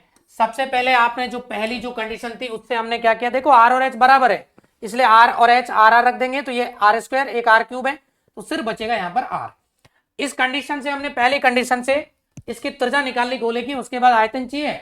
आयतन का फॉर्मूला आप जानते हो 4/3 पाई आर क्यूब होता है, बस इसको सॉल्व कर लिया, आपके पास आंसर आ गया। नेक्स्ट सवाल की बात करते हैं दोस्तों। अब नेक्स्ट सवाल की तरफ हम लोग और चलते हैं। तो देखें एक पार्टी में शाकाहारी और मांसाहारी दोनों प्रकार के व्यंजन परोसे गए हैं। कुछ व्यक्तियों ने केवल शाकाहारी भोजन लिया है और कुछ व्यक्तियों ने केवल मांसाहारी भोजन लिया है, जबकि कुछ व्यक्तियों ने दोनों प्रकार का भोजन लिया है और शेष ने किसी भी प्रकार का भोजन नहीं लिया है। तो निम्न में से कौन सा वेन आरेख इस स्थिति को, वेन डायग्राम इस कंडीशन को सही प्रकार से प्रदर्शित करता है। आप पहले इसमें अगर थोड़ा सा दिमाग लगाते हैं, थोड़े साथ इसके बारे में सोचते हैं सवाल के बारे में, तो आपको ये चीज पता लग जाएगा कि कौन सा ऑप्शन लगभग लगभग इसका सही होने वाला है। तो देखें मैं अगर इसकी बात कर रहा हूं तो ये एकदम अलग चला गया, तो इसका कोई मतलब नहीं है। ठीक है दोस्तों, ये भी आपका काम का नहीं बनेगा। दूसरा आप लोग सी ऑप्शन की बात कर रहे हैं, अगर ये व्यक्तियों का, तो ये बोल रहा है कि कुछ जो है वो मतलब मांसाहारी भी खाना लेते हैं और वो शाकाहारी भी, तो इसमें ऐसा ही नहीं रहे। ठीक है, ये व्यक्ति बना लेते हैं इसमें शाकाहारी और ये मांसाहारी, तो ये कॉमन सेक्शन नहीं आ रहा, इसलिए ये वाला ऑप्शन भी आपका गलत, ये आपका गलत हो ही गया है। उसके बाद हम लोग जैसे बी ऑप्शन की तरफ रुख करते हैं, तो देखिए ये व्यक्ति है, इसमें शाकाहारी और मांसाहारी, तो ये लोग जो है आप लोग यहाँ पर देख रहे हैं कि कुछ लोग नहीं आ रहे हैं, ठीक है, जो दोनों चीजें खा रहे हैं, तो यहाँ पर ये वाला ऑप्शन भी आपका काम नहीं करेगा। तो फिर दोस्तों आपका ये ऑप्शन एकदम सही जाता है। इसमें ये जो कॉमन पार्ट है, यहाँ तो दोनों चीजें ले रहे हैं, ये मान लो शाकाहारी और ये मांसाहारी ले रहे हैं, ये आप लोगों का जो ले रहे हैं इसमें, ठीक है, ये जो कॉमन सेक्शन है ये तो दोनों के लिए, और ये जो बच रहा है ये मांसाहारी और ऐसे शाकाहारी मान लेते हैं, ये जो अलग बच रहा है ये ऐसे लोग हैं जो कोई भी खाना नहीं खाते हैं।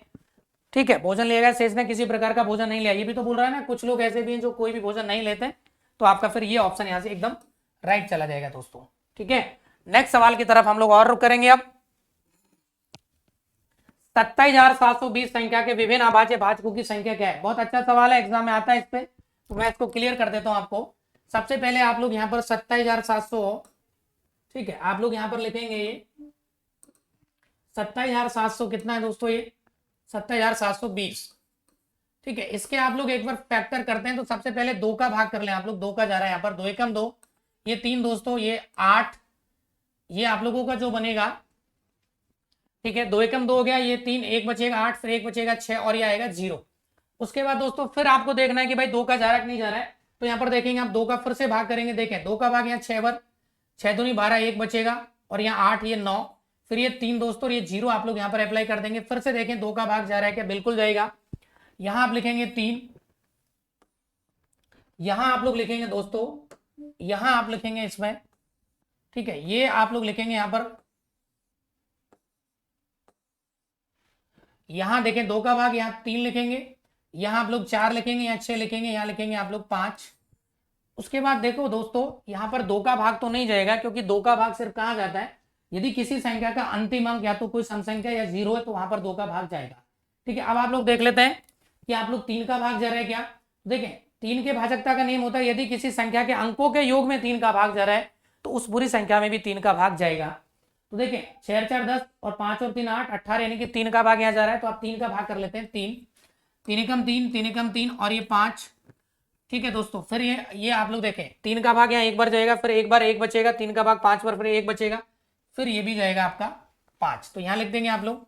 फिर दोस्तों आप देखें कि फिर 3 का भाग जा रहा है क्या, तो देखिए 5 और 5 10 और 2 12 बिल्कुल जा रहा है 3 का भाग, तो एक बार फिर 3 का भाग करेंगे, तो ये 3 3 9, 2 बचेगा दोस्तों, 5 8 24, 3 3 9, फिर 2 बचेगा, 8 24, फिर 2 8 24 1 और 3 5 15, यानी कि 385 आ जाएगा। फिर आप देखें यहाँ पर 3 का भाग जा रहा है कि 8 5 13 3 16 अंकों के 16 आ रहा है, 3 का भाग नहीं जा रहा है, तो सीधा 5 का भाग करेंगे आप लोग। यहाँ जब 5 का भाग करेंगे तो 5 7 35, 1 बचेगा। ठीक है, 5 का भाग 7 बार, यहाँ पर आप 5 7 35, और यहाँ जब आप लोग लिख रहे हैं 5 का भाग कर रहे हैं तो 5 7 35, यानी कि फिर से यहाँ बचेगा 3 और 5 लगा लेंगे तो 5 7 35। फिर आप लोग देख रहे हो कि यहाँ 7 का भाग चल जाएगा, और फिर आप लोग यहाँ पर देख रहे हो कि यहाँ 11 का भाग चल जाएगा, तो दोस्तों ये आएगा 1। ये काम आपको तब तक करना है जब तक इसके कंप्लीट फैक्टर नहीं हो जाए। और इस तरीके से किसी संख्या को लिखते हैं हम लोग, तो ये होता है इसका मानक रूप। किसी भी संख्या को उसके अभाज्य गुणनखंडों के रूप में लिखने को किसी भी संख्या का मानक रूप कहते हैं दोस्तों। ठीक है, तो हमने ये फैक्टर इसके जो अभाज्य गुणनखंड किए हैं वो हमने कर लिए हैं, लेकिन इसमें पूछ क्या रखा है ये थोड़ा सा आपको ध्यान से समझना है कि विभिन्न अभाज्य भाजकों की संख्या विभिन्न कई पूछ रहा है सिर्फ। तो देखें, एक तो इसमें 2 बन रहे हैं, एक दोस्तों इसमें 3 बन रहे हैं, एक दोस्तों इसमें 5 बन रहा है, एक दोस्तों इसमें बन रहा है 7, और एक दोस्तों बन रहा है इसमें 11। ये सब के सब अलग अलग है क्या, तो टोटल अगर करेंगे तो 1 2 3 4 और 1 5, तो यहाँ पर विभिन्न भाजकों की संख्या आ जाएगी 5। लेकिन अगर ये बोलता है कि कुल अभाज्य गुणनखंडों की संख्या बताएं, तो जितने भी ये बन रहे हैं इन सबको आप जोड़ देंगे, तो देखें 1 2 3 4 5 6 7 8, तो कुल अभाज्य गुणनखंडों की संख्या दोस्तों यहाँ पर क्या बनती। अगर टोटल प्राइम फैक्टर ये आपसे पूछेगा, टोटल प्राइम फैक्टर, तो हम लोग यहाँ पर समझ पाएंगे कि टोटल जो प्राइम फैक्टर होगा ये यहाँ से आता दोस्तों 8। ठीक है, टोटल प्राइम फैक्टर कितना आ जाएगा 8, लेकिन विभिन्न अभाज्य भाजकों की संख्या पूछ रहा है, तो ये आपका आंसर होगा। ठीक है, और मैं आप लोगों को 30 सवाल करा चुका हूँ, आगे के जो सवाल हैं और मैं आपको नेक्स्ट वीडियो में डालूंगा अभी। ठीक है दोस्तों, थैंक यू सो मच। उम्मीद करता हूँ कि आप लोगों को ये बहुत अच्छे से चीज़ें क्लियर की है मैंने, समझ में आएंगे आप लोगों को। और आप लोग जितने भी फर्स्ट ग्रेड के बच्चे जो एग्जाम दे रहे हैं, बाकी इस तरह के सवाल ऐसा नहीं है कि फर्स्ट ग्रेड में आ रहे हैं, अदर जैसे कि रीट वाले जो बच्चे हैं उनके भी लगभग मैंने पूरे जितने भी सवाल हैं उनके भी ये सिलेबस में इस तरह के सवाल आएंगे और आते रहेंगे। तो आप लोग इसको आप जितना हो सके उस ज़्यादा से ज़्यादा बच्चों के साथ शेयर करें, और बाकी है कि आप लोगों को कोशिश ये करना है कि मैक्सिमम आपको बच्चों के साथ शेयर करना है। ठीक है दोस्तों, थैंक यू।